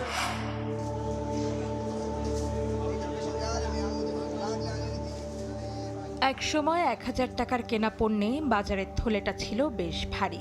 এখন সেই একই টাকায় বাজারের ব্যাগ তো ভরেই না ন্যূনতম চাহিদা মেটাতে, বরং মাথায় জমে আরো কিছু হিসাব। কোনটা কিনবেন, কোনটা বাদ দেবেন, আর তা মেলাতেই কেটে যাচ্ছে সাধারণ মানুষের প্রতিদিনের জীবন। ডাল অনেক দাম, কিন্তু তেলের দাম অনেক। শুধু আলু আর পেঁয়াজ খেয়ে তো আর মানুষ বাঁচতে পারে না। বর্তমানে 1000 টাকা বাজার করলে ব্যাগের তলায় পড়ে থাকে। 1000 টাকা বাজার করলে ব্যাগ ভর্তি লোড করে নেওয়া যেত, হয়তো 250-100 টাকা পকেটও থাকতো, কিন্তু এখন আর সেটা নেই। পরিসংখ্যান বলছে দ্রব্যমূল্যের ঊর্ধ্বগতির সঙ্গে সঙ্গতি রেখে বাড়ছে না মানুষের উপার্জন। মজুরি বৃদ্ধির যে হিসাব দেয় বিবিএস, খাদ্য, বস্ত্র, বাসস্থান, শিক্ষা, চিকিৎসার মতো মৌলিক চাহিদা মেটাতে গিয়ে তা উড়ে যায় কর্পূরের মতো। আজকের যেই রেট, কালকে রেট নেই, বাড়তি হিসাবের সাথে টাকার সাথে হিসাবের আমরা বাজার ঠিক মতো করতে পারিনি। কোনটা যে পালায় কোনটা কিনবো, কোনটা সস্তা ওটা কিনতে যাই, তারপরে কুলাইতে পারছি না। 6-7 বছর আগে যা ছিল, এই 6-7 বছর পরে দেখা যাচ্ছে যে সেই তুলনায়, জিনিসপত্রের তুলনায় কিন্তু বেতন সেইভাবে সাধারণ লোকের বাড়ে নাই। অর্থনীতির অভিধানে মূল্যস্ফীতি শুধুমাত্র একটি পরিভাষা হলেও সাধারণ মানুষের কাছে এর আরেক নাম সংসারের হিসাব না মেলা। বাজারে যাওয়ার আগে যে বাজেট নিয়ে বের হচ্ছেন তারা, বাজার থেকে ফিরে এসে সেই বাজেট আর বাস্তবতার মাঝে থেকে যাচ্ছে বিস্তর ব্যবধান। বাংলাদেশ পরিসংখ্যান ব্যুরো BBS এর তথ্য 2022 সালের জানুয়ারি মাসে মূল্যস্ফীতি ছিল 5.86%। তখন মজুরি বৃদ্ধির হার ছিল 5.92%। এরপর চলতি বছরের জুন পর্যন্ত কোনো মাসেই মূল্যস্ফীতির হারকে ছুঁতে পারেনি মজুরি হার, অর্থাৎ 53 মাস ধরে কমেছে মানুষের প্রকৃত আয়। অর্থনীতিবিদরা বলছেন, মূল্যস্ফীতির চাপে পড়া মানুষের আয়ের পথ প্রশস্ত করতে সরকারের স্বল্প, মধ্য ও দীর্ঘমেয়াদী পরিকল্পনা সহ প্রয়োজন টেকসই অবকাঠামো উন্নয়ন। সরকারের পক্ষ থেকে তারা বিভিন্ন জায়গায় বিনিয়োগকে আরো গতিশীল করবার জন্য চেষ্টা করছে। বাজেটেও বিভিন্ন ধরনের পদক্ষেপ নেওয়া হয়েছে। চ্যালেঞ্জ রয়ে গেছে তো আবার কাঠামোগত জায়গাগুলো, অবকাঠামোগত সুবিধাগুলো দিতে না পারলে এই পরিস্থিতি মোকাবেলাটা তাদের জন্য সামনের দিনে কঠিন হবে। সামাজিক সুরক্ষা কর্মসূচির পরিধি বাড়িয়ে প্রকৃত অভাবী মানুষের কাছে ভর্তুকি মূল্যে পণ্য সেবা পৌঁছে দেওয়ার পরামর্শ তাদের। কৃষির যে পুনর্দনা কাঠামো, ওইটাকে যদি আমরা ওই প্রকৃত কৃষকদের কাছে পৌঁছাতে পারি, তাহলে আমার যে সরবরাহের জায়গাটা মূল্যস্ফীতিকে নিয়ন্ত্রণের জন্য, ওইটার ক্ষেত্রেও তখন ইতিবাচক ভূমিকা রাখবে। মূল্যস্ফীতির বিপরীতে মজুরির কচ্ছপ গতি, এমন বাস্তবতায় বাজারসহ নিত্যপণ্যের চাহিদা মেটানোর সরবরাহ ব্যবস্থাপনায় যেন কোনোভাবেই না পড়ে সিন্ডিকেটের থাবা, সেদিকে কঠোর নজরদারির তাগিদ বিশ্লেষক থেকে সাধারণ মানুষ সকলের। অন্তরা সেন, সময় সংবাদ, ঢাকা। বিদ্যুৎ খাতে সামিট গ্রুপের হাজার কোটি টাকা আত্মসাতের অভিযোগ। অনুসন্ধানে বিদ্যুৎ উন্নয়ন বোর্ড ও বাংলাদেশ পেট্রোলিয়াম কর্পোরেশনের কাছে তথ্য চেয়ে চিঠি দিয়েছে দুদক। এরই মধ্যে সিঙ্গাপুরে অন্তত 1500 কোটি টাকা পাচারের অভিযোগ অনুসন্ধান শেষ করেছে সংস্থাটি। এদিকে 700 কোটি টাকারও বেশি অবৈধ সম্পদ অর্জনের অভিযোগে সামিট গ্রুপের চেয়ারম্যান আজিজ খান পরিবারের বিরুদ্ধে সম্পদ বিবরণী নোটিশ জারি করতে যাচ্ছে দুদক। আওয়ামী লীগ সরকারের বিগত 15 বছরে বিদ্যুৎ খাতে ক্যাপাসিটি চার্জ ও বিভিন্ন প্রকল্পের নামে 1 লাখ কোটি টাকারও বেশি লুটপাটের অভিযোগে অনুসন্ধান করছে দুদক। এই লুটপাটের বড় একটি অংশ জুড়ে সংস্থাটির কাছে নাম এসেছে সামিট গ্রুপের। দুদকের তথ্য বলছে, সিঙ্গাপুর ভিত্তিক প্রতিষ্ঠান পাওয়ার ইন্টারন্যাশনাল PTE এর অনুকূলে অন্তত 1500 কোটি টাকা পাচার করা হয়েছে। এমন অবস্থায় দেশে বিদ্যুৎ খাতে লুটপাটের প্রকৃত তথ্য উদ্ঘাটনে বিদ্যুৎ উন্নয়ন বোর্ড ও বাংলাদেশ পেট্রোলিয়াম কর্পোরেশনে চিঠি দিয়েছে দুদক। দুর্নীতি দমন কমিশনের অনুসন্ধানকারী কর্মকর্তা বাংলাদেশ পেট্রোলিয়াম কর্পোরেশন এবং PDB-তে বিদ্যুৎ উন্নয়ন বোর্ডের চেয়ারম্যান মহোদয় বরাবর পত্র প্রেরণ করেছেন। ওখান থেকে রিপোর্টপত্র আসার পরে কমিশন সিদ্ধান্ত নেবেন পরবর্তী পদক্ষেপ। এদিকে সামিট গ্রুপের চেয়ারম্যান আজিজ খান এবং তার স্ত্রী ও সন্তানদের নামে প্রাথমিকভাবে 700 কোটি টাকার বেশি অবৈধ সম্পদের খোঁজ মেলায় সম্পদ বিবরণীর নোটিশ জারি করতে যাচ্ছে সংস্থাটি। অনুসন্ধানে এখানে বলাই আছে ঘুষ দুর্নীতির মাধ্যমে অবৈধ সম্পদ অর্জন এবং মানি লন্ডারিং এর অভিযোগ সেটা চলমান রয়েছে।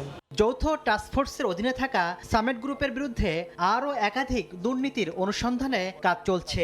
এরই মধ্যে সামিট গ্রুপের স্থাবর অস্থাবর সম্পদ জব্দের আদেশ দিয়েছেন আদালত। তাসলিম তৌহিদ, সময় সংবাদ, ঢাকা। আবারও তীব্র হচ্ছে গ্যাস সংকট। সরবরাহ কমে যাওয়ায় রাজধানীর বিভিন্ন ফিলিং স্টেশনে ঘন্টার পর ঘন্টা দাঁড়িয়ে থেকেও গ্যাস পাচ্ছেন না চালকরা। বন্ধ রয়েছে অধিকাংশ সিএনজি স্টেশন। যেগুলো চালু রয়েছে সেগুলোতেও মিলছে না চাহিদা মতো গ্যাস। এতে চরম ভোগান্তিতে পড়েছে গ্রাহক। দ্রুত সংকট সমাধানের দাবি তাদের। গ্যাসের তীব্র সংকটে থমকে গেছে সিএনজি চালিত যানবাহনের স্বাভাবিক চলাচল। ঘন্টার পর ঘন্টা লাইনে দাঁড়িয়েও মিলছে না গ্যাস। বন্ধ রয়েছে অধিকাংশ ফিলিং স্টেশন। বৃহস্পতিবার সকাল থেকে রাজধানীর বিভিন্ন সিএনজি স্টেশনে যানবাহনের দীর্ঘ সারি। মধ্যরাত থেকে অপেক্ষায় আছেন কেউ কেউ। অভিযোগ, দীর্ঘ অপেক্ষার পরও মিলছে না গ্যাস। রাত্রে 3টা থেকে শুরু করে এই পর্যন্ত এখন পর্যন্ত গ্যাস পাইনি। আমরা এই পর্যন্ত কোনো গ্যাসের কোনো সুরাহা পাচ্ছি না। পাম্পে ম্যানেজার বলতেছে গ্যাস নাই। পাম্পের কাছাকাছি এসে এখন পাম্প থেকে বলতেছে যে গ্যাস নাই। 1.5 ঘন্টা এখানে বসে রয়েছে বন্ধ। ফিলিং স্টেশন সংশ্লিষ্টরা বলছেন সরবরাহ নেই চাহিদার অর্ধেক সিএনজির। নর্মালি যে চাহিদা থাকে বা যে পরিমাণ আমাদের বিক্রি, তার মানে 1-2% পাচ্ছি না আমরা এখন। 2-3 PSI-তে থাকে। এটা মেশিন স্টার্ট দিলে মেশিন আর কম্প্রেস করতে পারে না, আলটিমেটলি শাটডাউন হয়ে যাচ্ছে। এদিকে ময়মনসিংহেও সিএনজি স্টেশনে গ্যাস সংকটে দেখা গেছে যানবাহনের দীর্ঘ সারি। ময়মনসিংহ শহরে আমাদের 6টা পাম্প আছে। 6টা পাম্পের মধ্যে প্রায় 5টা পাম্পই বন্ধ। সারাদিন গ্যাস পাম্পে বসে থাকি, গ্যাস নাই, দিন না দিন খাই। এখন আমাদের সংসার কিভাবে চলবে? রাত্রে 2টার সময় আসছে, এখন পর্যন্ত কেউ গ্যাস পায় না। জাতীয় গ্রিডের কারিগরি ত্রুটি দূর করে সরবরাহ স্বাভাবিক করার চেষ্টা চলমান রয়েছে বলে জানিয়েছে জ্বালানি ও খনিজ সম্পদ বিভাগ। সারি সারি যানবাহন, দীর্ঘ প্রতীক্ষা, সংকটের প্রেক্ষাপট ভিন্ন হলেও ভোগান্তির চিত্র একই। এ সংকট সমাধানে সরকারের দ্রুততম পদক্ষেপের প্রত্যাশা সাধারণ গ্রাহকদের। সামদানি প্রত্যয়, সময় সংবাদ, ঢাকা। নারায়ণগঞ্জের রূপগঞ্জে সক্রিয় ইজি বাইক ছিনতাইকারী চক্র। গত 8 বছরে এই উপজেলায় অন্তত 253টি ইজি বাইক ছিনতাই হয়েছে।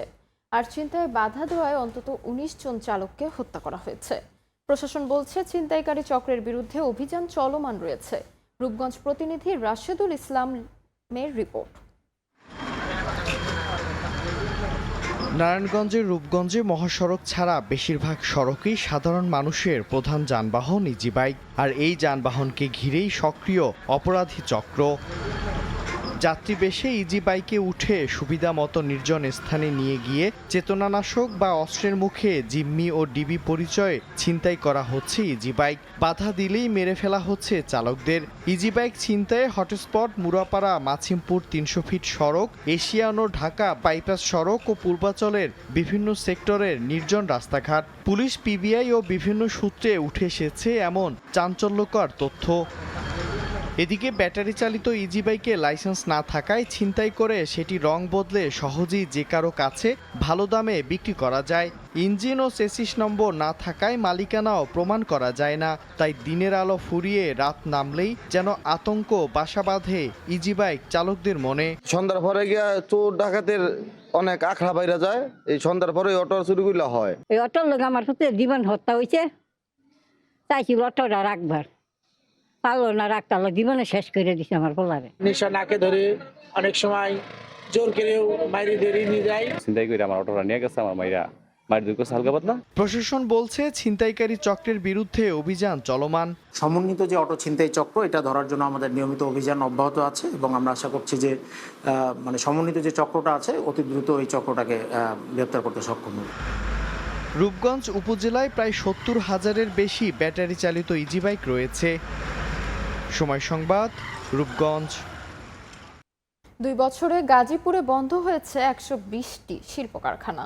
চাকরি হারিয়েছেন প্রায় 1 লাখ শ্রমিক। এসব ঘটনার পেছনে বিগত সরকারের গাফিলতি আর ঋণ জালিয়াতি অন্যতম কারণ বলছেন স্থানীয় সংসদ সদস্য। পরিস্থিতি মোকাবেলায় আরও কঠোর হওয়ার কথা জানিয়েছে সংশ্লিষ্ট কর্তৃপক্ষ। মোহাম্মদ আরিফের ছবিতে মেহেদি হাসানের রিপোর্ট। শিল্পোদ্দূষিত গাজীপুরে এমন বিক্ষোভ নিত্যদিনের ঘটনা। সময়মতো বেতন পরিশোধ না করার পাশাপাশি বিনা নোটিশে শ্রমিক ছাঁটাই এর অন্যতম কারণ বলছেন সংশ্লিষ্টরা। শ্রীপুরের ক্যাটেক্স ফ্যাশন লিমিটেডের সাবেক শ্রমিক সোনিয়া আর জিনিয়া। তাদের অভিযোগ, পাওনা পরিশোধের প্রতিশ্রুতি দিয়ে 3 মাস আগে চাকরি থেকে অব্যাহতি দেয় প্রতিষ্ঠানটি। তবে এতদিনেও বেতনের টাকাই দেয়া হয়নি তাদের। এমন অভিযোগ জেলার অসংখ্য শ্রমিকের। বেশ কয়েকবার বিক্ষোভ আর মন্ত্রণালয়ে অভিযোগ দিলেও মেলেনি কোনো সমাধান। বেতন তো আমি আটকাইছি না, তাহলে এটা তো অ্যাডমিনটা দেয়, অ্যাডমিনে আটকায় দিচ্ছে। সারা ঘরে ফোন দিতে সেটা বলছে দিব, কিন্তু কবে দিব সেটা বলে না। বিনা নোটিশে শ্রমিক ছাঁটাইয়ের ঘটনায় শিল্পাঞ্চলে নতুন করে দেখা দিয়েছে নানা অস্থিরতা। সংশ্লিষ্ট কর্তৃপক্ষের তথ্য মতে শ্রমিক অসন্তোষের ফলে গেল 1 মাসেই গাজীপুরে বন্ধ হয়েছে 25টি কারখানা, যার মধ্যে 18টি কারখানা পুনরায় কাজে ফিরলেও 7টি কারখানা আর আলোর মুখ দেখেনি। এসব ঘটনায় 1 মাসে প্রায় 10,000 শ্রমিক চাকরি হারিয়েছেন। বলতে আছে ব্যাংক লোন আছে, দেউলিয়া ঘোষণা করে দিছে, তারা হঠাৎ করে বাইরে নোটিশ দিয়ে বন্ধ করে দিছে। 3 বছর ধরে চাকরি করতেছি, আমার কিছু পাওনা দাওনা আছে না, আনতে হঠাৎ করে বন্ধ করে দিল। কলকারখানা অধিদপ্তরের তথ্য মতে জেলায় গেল 2 বছরে বন্ধ হয়েছে 120টি কারখানা, আর চাকরি হারিয়েছেন প্রায় লাখো শ্রমিক। এসব ঘটনার পেছনে বিগত সরকারের গাফিলতি আর ঋণ জালিয়াতি এর অন্যতম কারণ বলছেন স্থানীয় সংসদ সদস্য। কিছু কিছু ফ্যাক্টরি যেগুলো দেখেছি যে ফ্যাক্টরির ভ্যালুই হয়তো 10 কোটি টাকা নাই, কিন্তু সেই ফ্যাক্টরি 400 কোটি টাকা লোন নিয়ে বসে আছে।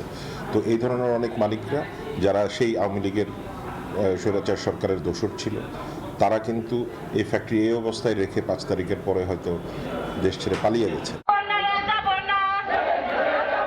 সমস্যা সমাধানে কাজ চলছে বলে জানিয়েছেন জেলা প্রশাসক। আর শ্রমিকদের অধিকার রক্ষায় কাজ করার আশ্বাস শিল্প পুলিশের। ফ্যাক্টরিগুলো কী কারণে বন্ধ হলো এবং সেটার পিছিয়ে কী সমস্যা আছে, কোন ধরনের জটিলতা ফেস করে তারা ফ্যাক্টরি বন্ধ করতে বাধ্য হলো, অথবা অন্য কোনো উদ্দেশ্য আছে কি না, এই বিষয়গুলো আমরা খতিয়ে দেখার চেষ্টা করছি। শ্রম আইন অনুযায়ী পাওনা বুঝে পেলে বেসিক্যালি অসন্তোষের মাত্রা আমরা দেখিনি। বেসিক্যালি যখন তারা বকেয়া, তারা শ্রম আইন অনুযায়ী তার টাকা পায় না, তখনই অসন্তোষটা বেশি হয়। শিল্পোদ্দূষিত গাজীপুরে ছোট বড় মিলিয়ে প্রায় ৫,০০০ শিল্প কারখানা রয়েছে, যার মধ্যে প্রায় ২,৯০০টি কারখানা বৈধ। মেহেদী হাসান, সময় সংবাদ, গাজীপুর। ভোরের সময় এই ছিল আমার কাছে। পরবর্তী সংবাদগুলো জানাতে যুক্ত হবেন সহকর্মী সাবরিনা মজুমদার। তাজমিনা, ধন্যবাদ আপনাকে। পরবর্তী সংবাদগুলো জানাতে যুক্ত হব আমি। দেখছেন ভোরের সময়, সঙ্গেই থাকুন। জন্ম থেকেই মেয়ে শারীরিক প্রতিবন্ধী। ভ্যান চালক বাবা মেয়েকে স্কুলে ভর্তি করাতে ঘোরেন শহর থেকে গ্রাম সবখানে, কিন্তু কোনো স্কুল ভর্তি নেয়নি মেয়েটিকে। পরে উপায় না পেয়ে মেয়ের ভবিষ্যতের কথা চিন্তা করে বাবা নিজ গ্রামেই প্রতিষ্ঠা করেন প্রতিবন্ধী বিদ্যালয়। সেখানে এখন শিক্ষার আলো পাচ্ছে ২ শতাধিক প্রতিবন্ধী শিক্ষার্থী। স্বেচ্ছায় শ্রম দিচ্ছেন শিক্ষক কর্মচারীরা। মাদারীপুরের রাজুরে ভ্যান চালক সেলিম মিয়ার এমন দৃষ্টান্ত বেশ প্রশংসা কুড়িয়েছে। এখন প্রয়োজন প্রতিষ্ঠানটি এমপিও ভুক্তির। পাশে থাকারও আশ্বাস দিয়েছে জেলা প্রশাসন। সঞ্জয় কর্মকার অভিজিতের রিপোর্ট, ছবি তুলেছেন শাহাদাত আকুন। কারো বয়স ১৫, আবার কারো বয়স ১২ বছর। গ্রামের মেঠোপথ দিয়ে হেঁটে দল বেঁধে বিদ্যালয়ে যাত্রা প্রতিবন্ধী শিক্ষার্থীদের। এসেই শ্রেণীকক্ষে পাঠদানে যোগ দিচ্ছেন তারা। প্রতিদিনই এমন চিত্র ফুটে উঠেছে মাদারীপুরের রাজৈরের প্রত্যন্ত এলাকা শাখার পাড়ে। ২০১৮ সালে ভ্যানচালক সেলিম মিয়া প্রতিষ্ঠা করেন একটি প্রতিবন্ধী বিদ্যালয়। ২ বছর পর নিজ অর্থায়নে ২০% জমি কিনে টিনশেড ঘর নির্মাণ করেন। শুরুতে তেমন কোনো শিক্ষার্থী না থাকলেও এখন বিদ্যালয়ে লেখাপড়া করে ২০০-রও বেশি প্রতিবন্ধী শিক্ষার্থী। সেখানে স্বেচ্ছায় শ্রম দিচ্ছেন ১৫ জন শিক্ষক কর্মচারী। লেখাপড়ার পাশাপাশি নকশিকাঁথা তৈরি, মোমবাতি, এলইডি বাল্ব তৈরি ও সেলাই প্রশিক্ষণও পাচ্ছে শিক্ষার্থীরা।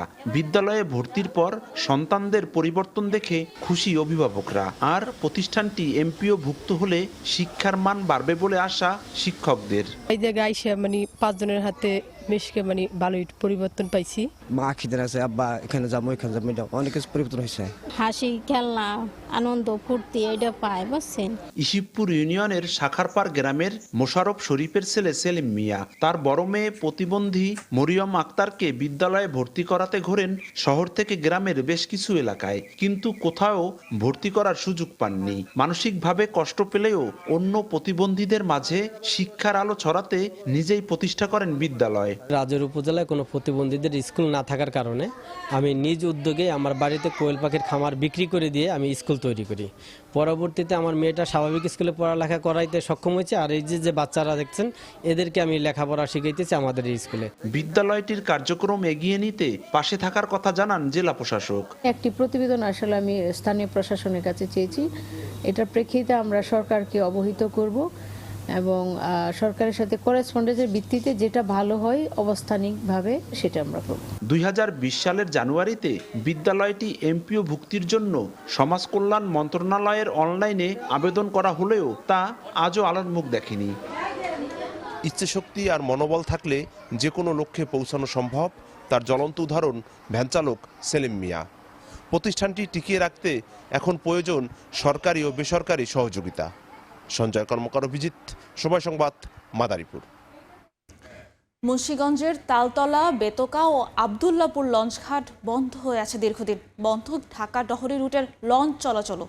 নাব্য সংকট সহ দখল দূষণে নৌপথ হ্রাস পাওয়ায় কৃষিসহ গ্রামীণ অর্থনীতিতে নেতিবাচক প্রভাব ও জীববৈচিত্র্য ক্ষতিগ্রস্ত হচ্ছে।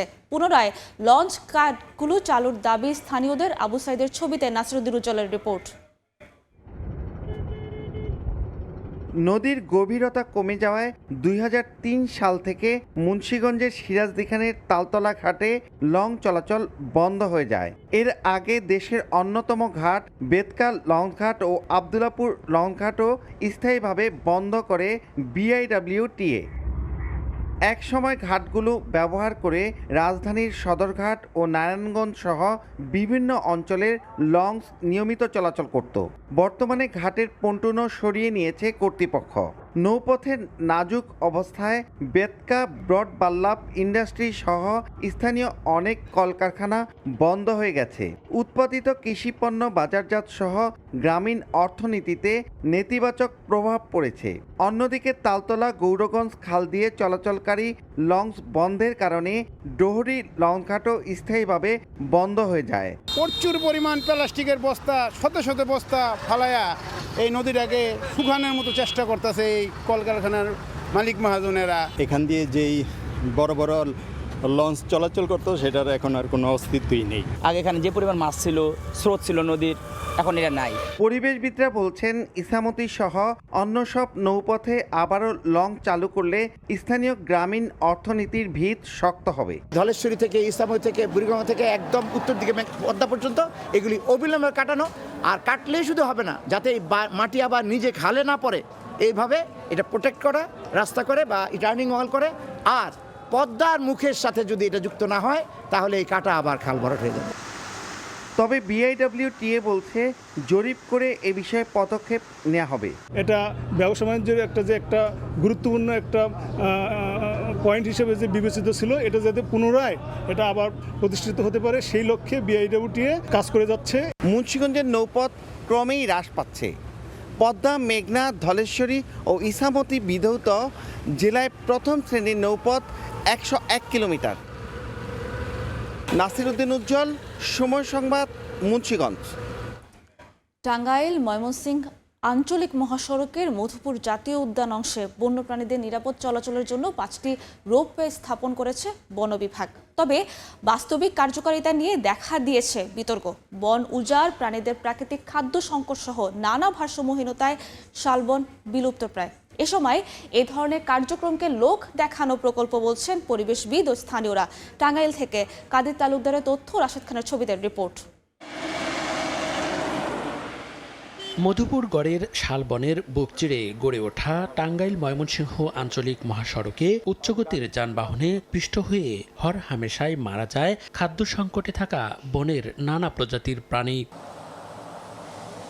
মৃত্যুহার কমিয়ে আনতে শালবন পুনর্প্রতিষ্ঠা প্রকল্পের আওতায় চলতি মাসের শুরুতে মহাসড়কের 8 কিলোমিটার অংশে 100 ফুট দৈর্ঘ্য ও 3 ফুট প্রস্থের নাইলনের সুতোয় তৈরি 5টি রোপওয়ে স্থাপন করেছে টাঙ্গাইল বন বিভাগ। তবে মূল সংকট ও বাস্তবতা ভিন্ন। প্রাকৃতিক খাদ্য সংকটে থাকা প্রাণীরা বেঁচে থাকার জন্য মহাসড়কে আসত, সেখানে রোপওয়েতে চলাচল অবাস্তব বলছেন স্থানীয়রা।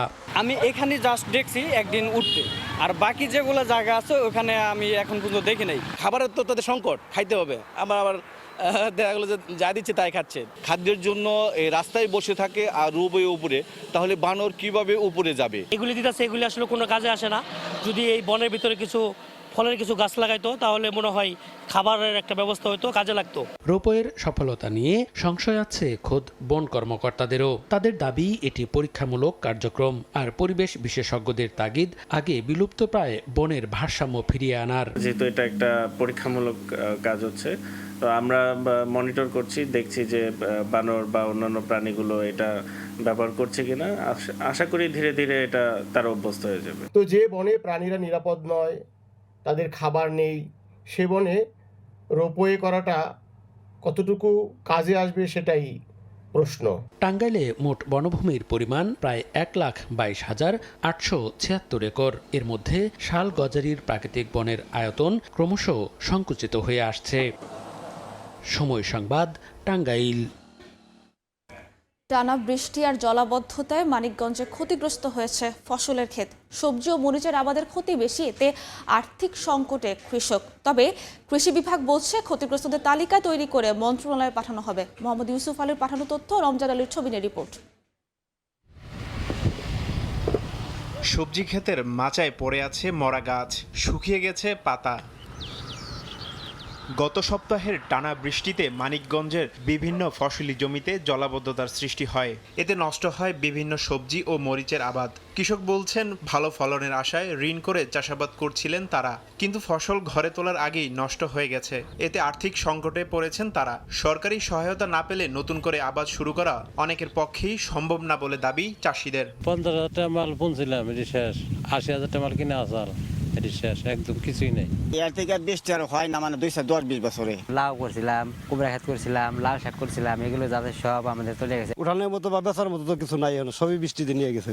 টেন করে করছি, এগুলো এখন আমার উপায় কি? সরকার কাছে যদি হাত বাড়িয়ে যদি কিছু পাই আমরা, তাহলে ফিরে আমরা পাল্টিয়ে বুনতে পারব। তবে কৃষি বিভাগ বলছে ক্ষতিগ্রস্তদের তালিকা তৈরি করে মন্ত্রণালয়ে পাঠানো হবে। আমরা আশা করছি সদস্য সরকার এদেরকে এই ক্ষতি পুষিয়ে নেওয়ার জন্য কৃষি পুনর্বাসন আওতায় এনে এদেরকে ক্ষতি পুষিয়ে নেবে, এবং সেই জন্যই আমরা কাজ করে যাচ্ছি। কৃষি বিভাগের তথ্য মতে জেলায় 4,521 হেক্টর সবজির চাষাবাদের মধ্যে 144 হেক্টর জমির সবজি পুরোপুরি নষ্ট হয়েছে। আর্থিক ক্ষতির পরিমাণ প্রায় 2,70,00,000 টাকা। সময় সংবাদ, মানিকগঞ্জ। ভোরের আলো ফুটতেই প্রাণ ফিরে পায় 300 ফিট কালনী বাজার। ক্রেতা বিক্রেতার উপচে পড়া ভিড়, জমজমাট বেচাকেনায় মুখর পুরো এলাকা, গড়ে উঠেছে হাজারো মানুষের জীবিকা ও আস্থার এক ব্যস্ত বাজার। বিস্তারিত জানাতে এই মুহূর্তে সেখানে আছেন সহকর্মী মোহাম্মদ রাশিদুল ইসলাম। সরাসরি চলে যাচ্ছে তার কাছে। রাশিদুল,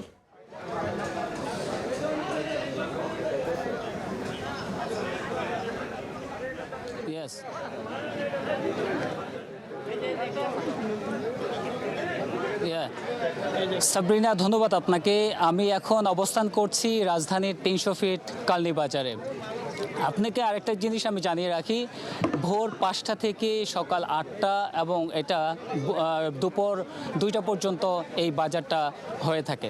ভোর থেকে জমে উঠেছে এই বাজার, চারিদিকে ক্রেতা বিক্রেতার কোলাহল, দরদাম আর বেচা কেনার ব্যস্ততায় মুখর পুরো এলাকা। প্রতিদিনের মতো আজও ভোরের মতো আলো ফুটতেই বাজারে আসতে শুরু করেন পাইকার ও খুচরা ব্যবসায়ীরা। তাজা শাকসবজি, ফলমূল সহ বসেছেন বিক্রেতারা। অন্যদিকে সকাল সকাল কেনাকাটা সেরে নিতে ভিড় করছেন বিভিন্ন এলাকার মানুষ। ব্যবসায়ীরা বলছেন প্রতিদিন হাজারো ক্রেতার সমাগম হওয়ায় তাদের বেচাকেনাও ভালো হচ্ছে। তবে কিছু পণ্যের দাম সামান্য ওঠানামা থাকলেও বাজারে পণ্যের সরবরাহ স্বাভাবিক রয়েছে। শুধু কেনাবেচা নয়, এই বাজারকে ঘিরে গড়ে উঠেছে হাজারো মানুষের কর্মসংস্থান। পরিবহন, শ্রমিক, কুলি, ভ্যান চালক থেকে শুরু করে ছোট বড় অসংখ্য ব্যবসায়ীরা জীবিকা নির্ধারণ করছে। অন্যতম কেন্দ্র হয়ে উঠেছে 300 ফিট কালনী বাজার। সব মিলে ভোরের ব্যস্ততা থেকে দুপুর পর্যন্ত এই বাজার থাকে প্রাণচাঞ্চল্য। রাজধানীর অন্যতম গুরুত্বপূর্ণ এই কাঁচা বাজারে প্রতিদিনই জমে ওঠে জীবিকা। হ্যাঁ, এই ছিল আমার কাছে সর্বশেষ তথ্য। সরাসরি যুক্ত ছিলাম 300 ফিট থেকে। ক্রেতা বিক্রেতার হাক ঢাকে সরগরম কিশোরগঞ্জের হাওরে মিঠা পানির মাছের বাজার বালিখোলা। ধনু নদীর তীরের এই পাইকারি বাজারে হাওরের মিঠা পানির তরতাজা মাছ বিক্রি হয়। বিস্তারিত জানাতে এই মুহূর্তে সেখানে আছেন সহকর্মী নূর মোহাম্মদ। সরাসরি যাচ্ছে তার কাছে। নূর, কিশোরগঞ্জের ঐতিহ্যবাহী বালিখোলা মাছের বাজার, জেলার হাওর অধ্যুষিত এই বালিখোলা বাজারে সকাল থেকে আসলে এই মাছের সমারোহ এখানে আমরা লক্ষ্য করছি। আর হাওরের গেটওয়ে হিসেবে পরিচিত কিশোরগঞ্জের যে করিমগঞ্জ উপজেলার বালিখোলা এই যে মাছের হাট, এখানে এই যে ধনু নদীর তীরবর্তী এই হাটটিতে আসলে হাওরের বিস্তীর্ণ যে হাওরের যে মিঠা পানির মাছ এই সমারোহ এখানে সকাল থেকে আসলে জমজমাট কেনা শুরু হয়েছে এবং পাইকাররা এখানে মাছ কিনতে আসছেন। আর যারা হাওর থেকে রাতভর মাছ ধরে সকালবেলা আসলে ভোর থেকে এই নৌকায় করে এই নদীতে নৌকায় করে এই হাটে মাছ নিয়ে আসছেন এবং এখানে যে প্রতিযোগিতামূলক দরদামের মাধ্যমে মাছ বিক্রি হচ্ছে। এখানে আমরা দেখেছি যে আসলে যে মিঠা পানির যে স্বাদু পানির মাছ এইটার যে ঐতিহ্য রয়েছে আর এর চাহিদাও বেশি। এখানে ছোট বড় সব ধরনের মাছই পাওয়া যায়। আমি যদি আপনাকে বলি, এখানে যে আসলে দেশি যে মাছগুলো আছে, মলা, চাপিলা, ঢেলা, গুলশা থেকে শুরু করে বাইম এবং চিংড়ি মাছ, ছোট চিংড়ি, বড় চিংড়ি সহ বিভিন্ন প্রকারের মাছই আসলে এখানে আমরা দেখছি যে কেনাবেচা হচ্ছে। আর এখানে যে ক্রেতা বিক্রেতা যারা আছেন তারা বলছেন যে এই বালিখোলা বাজারের যে মাছের আসলে স্বাদ বেশি এবং চাহিদা বেশি। আর এখন বর্ষা চলছে, পানি বেশি, নদ নদীতে পানি অনেক বেশি, যে কারণে বড় মাছের তুলনায় ছোট মাছের সমারোহ এখানে বেশি এবং তুলনামূলকভাবে দামও কিছুটা বেশি। ছোট মাছ যে কেচকি, মলা ঢেলা থেকে শুরু করে চান্দা এবং খোলসা, লাঠি, পুঁটি, অন্যান্য যে মাছগুলো আছে এগুলোর চাহিদাও বেশি। এখানে যে বিক্রেতারা যারা বলছেন যে এই বাজারটি যে ভোর থেকে শুরু হয় এবং দুপুর প্রায় সকাল 10টা-11টা পর্যন্ত একটানা কেনাবেচা চলে এবং যারা হাওরে জেলেরা আছেন, যারা বিভিন্ন হাওর থেকে মাছ ধরে এখানে এসে যে আড়তের মাধ্যমে যে পাইকারি বিক্রেতারা আছেন তাদের মাধ্যমে, আড়তের মাধ্যমে এই মাছগুলা বেচা কেনা হয়ে থাকে। আর এই বাজারে যে বালিখোলা বাজারে 70টির মতো আড়ত রয়েছে এবং প্রতিটি আড়তেই আমরা লক্ষ্য করছি সকাল থেকে ক্রেতা বিক্রেতার আসলে মুখর পদচারণা এবং তারা এই বাজারে মাছ কেনাবেচা চলছে। দূর দূরান্তের যে পাইকাররা আছেন তারা এইখানে মাছ ক্রয় করতে আসছেন এবং যে এখানকার যে মাছ বিক্রেতারা আছেন, আড়ত মালিকরা যেটা জানিয়েছেন যে তুলনামূলকভাবে দাম একটু বেশি হলেও বেচা কেনার কিন্তু কমতি নেই। তো এই বাজারে প্রতিদিন প্রায় কোটি টাকার উপরে মাছ বিক্রি হয়ে থাকে। তো কিশোরগঞ্জের বালিখোলা পাইকারি মাছের হাট থেকে আমার কাছে এই ছিল সবশেষ তথ্য। সরাসরি যুক্ত ছিলাম কিশোরগঞ্জ থেকে। লক্ষ্যমাত্রা ছাড়িয়ে এই বছর পাট উৎপাদন হয়েছে রাজবাড়ীতে। বর্তমানে ফসল কাটা ও জাগ দেয়ায় ব্যস্ত সময় পার করছেন কৃষক। তবে উৎপাদন খরচ বাড়ায় ন্যায্য দাম নিয়ে দুশ্চিন্তায় তারা। শিগগিরই সরকারি পর্যায়ে মূল্য নির্ধারণের আশ্বাস কৃষি বিভাগের। আশিকুর রহমানের রিপোর্ট। পরিপক্ক হওয়ায় পাট কাটছেন কৃষক, পরে তা জাগ দেয়া হচ্ছে জলাভূমিতে। চলতি মৌসুমে রাজবাড়ীতে পাটের আবাদ লক্ষ্যমাত্রা ছাড়িয়েছে। বর্তমানে ফসল কাটা ও জাগ দেয়ায় ব্যস্ত সময় পার করছেন কৃষক। তবে উৎপাদন খরচ বাড়ায় ন্যায্য দাম নিয়ে দুশ্চিন্তায় তারা। চাষিরা বলছেন বাজারে ন্যায্য মূল্য না পেলে বড় আর্থিক ক্ষতি হবে তাদের। 1 বিঘা জমিতে 20 থেকে 25,000 টাকা খরচ পাটের। 5 থেকে 5,500 টাকা না বেচলে আমাদের কৃষক বাঁচার কোনো পথ নেই। পাটে একটু দাম বাড়া দিলে আমরা একটু কৃষকরা বাঁচে। মূল্য যদি না থাকে পাটে, তাহলে আমরা কৃষক বাঁচবো কি করে? সরকারের কাছে দাবি ন্যায্য দাম নির্ধারণ করার জন্য। কৃষি বিভাগ বলছে উৎপাদন খরচ বিবেচনা করে সরকারি পর্যায়ে পাটের মূল্য নির্ধারণে শিগগিরই ব্যবস্থা নেওয়া হবে। কৃষকের কাছ থেকে তথ্য নিয়ে সঠিক উৎপাদন খরচ দেওয়ার চেষ্টা করব এবং পরবর্তীতে সরকার এটা যাচাই বাছাই করে একটা ন্যায্য মূল্য ঘোষণা করবে। কৃষি বিভাগের তথ্য মতে চলতি বছর রাজবাড়ীতে 47,820 হেক্টর জমিতে পাটের আবাদ হয়েছে, যা লক্ষ্যমাত্রার চেয়ে প্রায় 500 হেক্টর বেশি। আশিকুর রহমান, সময় সংবাদ, রাজবাড়ী। বেনাপোল বন্দরে মিথ্যা ঘোষণা দিয়ে আমদানি করা চন্দনা ইলিশের একটি চালান আটক করেছে কাস্টমস কর্মকর্তারা জানান, গোপন তথ্যের ভিত্তিতে বন্দরের 31 নম্বর শেডে অভিযান চালিয়ে ভারতীয় একটি মাছের ট্রাকে তল্লাশি চালান তারা। এ সময় সাদা মাছের মধ্যে অবৈধ চন্দনা ইলিশ জব্দ করা হয়। অভিযুক্ত C&F ও আমদানিকারকের বিরুদ্ধে শাস্তিমূলক ব্যবস্থা গ্রহণের পাশাপাশি আটককৃত মাছ নিলামের কথা জানিয়েছে কাস্টমস।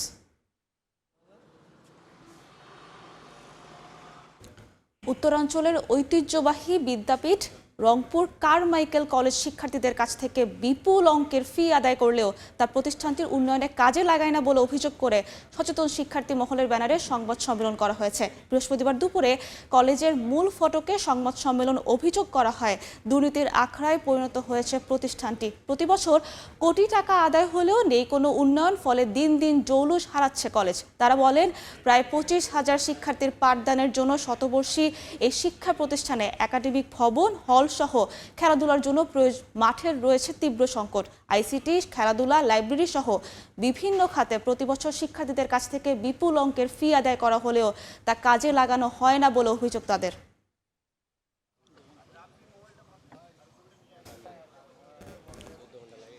আমাদের যে 25 দফা দাবি রয়েছে এবং আজকে যে বিষয়গুলো, যে অভিযোগগুলো উপস্থাপন এখানে করা হলো, আগামী 28 তারিখ মঙ্গলবার সকাল 11টার মধ্যেই যদি আমরা এই ব্যাপারগুলোতে সুন্দর একটা সমাধানের রোডম্যাপ দেখতে না পাই, তাহলে আমরা কারমাইকেল কলেজের সমস্ত শিক্ষার্থীদেরকে নিয়ে বিগত দিনের মতো আবারও সে আন্দোলনের মুখেই চলে যাব। গাজীপুরে পারিবারিক কলহের জেরে ছুরিকাঘাতে স্ত্রীকে হত্যার কথা স্বীকার করেছে স্বামী। বৃহস্পতিবার দুপুরে সংবাদ সম্মেলনে এই তথ্য নিশ্চিত করেন পিবিআই এর পুলিশ সুপার মোহাম্মদ রকিবুল আক্তার। তিনি জানান, গত 21 জুলাই শান্তা বেগম তার স্বামী পরিচয়ে মোহাম্মদ সাইফুল ইসলামকে সঙ্গে নিয়ে চান্দনা চৌরাস্তার একটি আবাসিক হোটেলে ওঠেন। পরে শান্তার মরদেহ উদ্ধার করে পুলিশ। এ ঘটনায় মামলা হলে তদন্তভার দেওয়া হয় পিবিআইকে। তদন্তে জানা যায়, পারিবারিক কলহের জেরে ছুরিকাঘাতে শান্তাকে হত্যার কথা স্বীকার করেছেন তার স্বামী।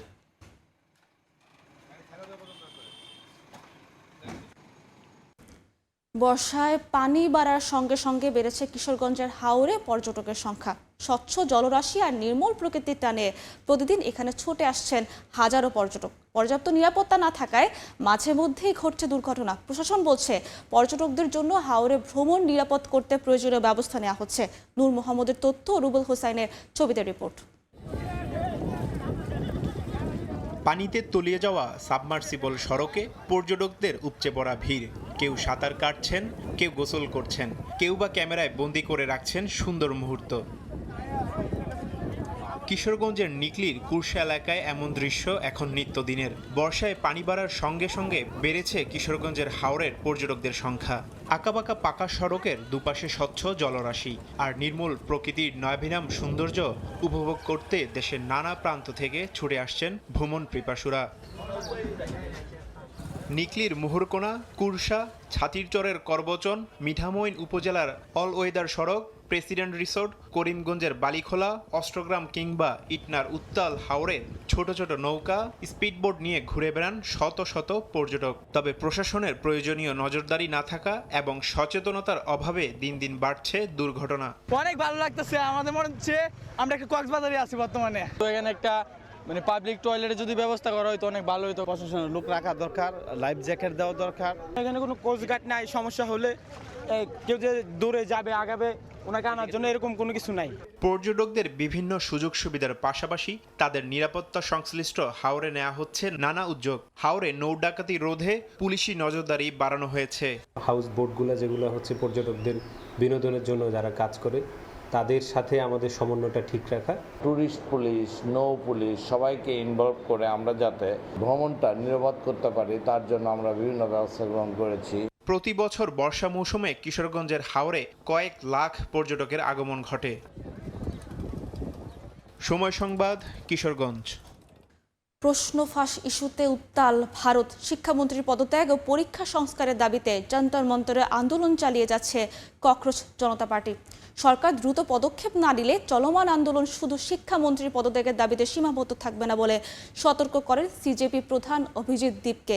প্রশ্ন ফাঁসের ঘটনায় কঠোর পদক্ষেপের ঘোষণা দিয়েছেন প্রধানমন্ত্রী নরেন্দ্র মোদী। এদিকে 26 দিনের অনশন ভেঙেছেন সোনম ওয়াংচুক। ভারতের নিট ইউজি বা মেডিকেলের ভর্তি পরীক্ষার প্রশ্ন ফাঁসের প্রতিবাদ এবং শিক্ষামন্ত্রী ধর্মেন্দ্র প্রধানের পদত্যাগ দাবিতে টানা 35 দিন ধরে দিল্লির যন্তর মন্তরে আন্দোলন চালিয়ে যাচ্ছে ককরোচ জনতা পার্টি বা সিজেপি।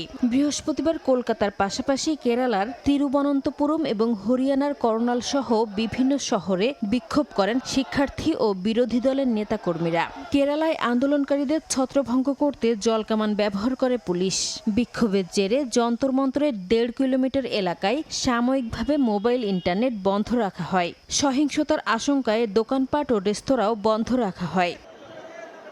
দিল্লিতে সাংবাদিকদের সঙ্গে কথা বলতে গিয়ে সিজেপি প্রধান অভিজিৎ দীপকে বলেন, কেন্দ্রীয় সরকার দ্রুত পদক্ষেপ না নিলে চলমান আন্দোলন শুধু শিক্ষামন্ত্রীর পদত্যাগের দাবিতে সীমাবদ্ধ থাকবে না। শিক্ষার্থীদের দাবি পূরণ না হলে আন্দোলনের পরবর্তী কর্মসূচি আরও কঠোর হতে পারে বলেও জানান তিনি। আন্দোলনের চাপের মধ্যেই পরিস্থিতি সামাল দিতে সক্রিয় হয়েছে কেন্দ্রীয় সরকার। এরই মধ্যে শিক্ষা মন্ত্রণালয়ে বড় ধরনের রদবদল এনে উচ্চশিক্ষা সচিব বিনীত যোশীর পরিবর্তে নরেশ কুমার গঙ্গোয়ারকে দায়িত্ব দেওয়া হয়েছে। এদিকে প্রশ্ন ফাঁসের ঘটনায় আরও কঠোর পদক্ষেপের ঘোষণা দিয়েছেন ভারতের প্রধানমন্ত্রী নরেন্দ্র মোদী। বৃহস্পতিবার রাতে এক ভিডিও বার্তায় তিনি বলেন, প্রশ্ন ফাঁসের সঙ্গে জড়িতদের বিরুদ্ধে ব্যবস্থা নেওয়া হয়েছে। একই সঙ্গে দ্রুত বিচার নিশ্চিত করতে ফাস্ট ট্র্যাক আদালত গঠনের উদ্যোগ নেয়ার কথাও বলেন তিনি। আন্দোলন ঘিরে রাজনৈতিক চাপও বাড়ছে। রাহুল গান্ধীর নেতৃত্বে ইন্ডিয়া জোটের সংসদ সদস্যরা শিক্ষার্থীদের প্রতি সংহতি জানিয়েছেন।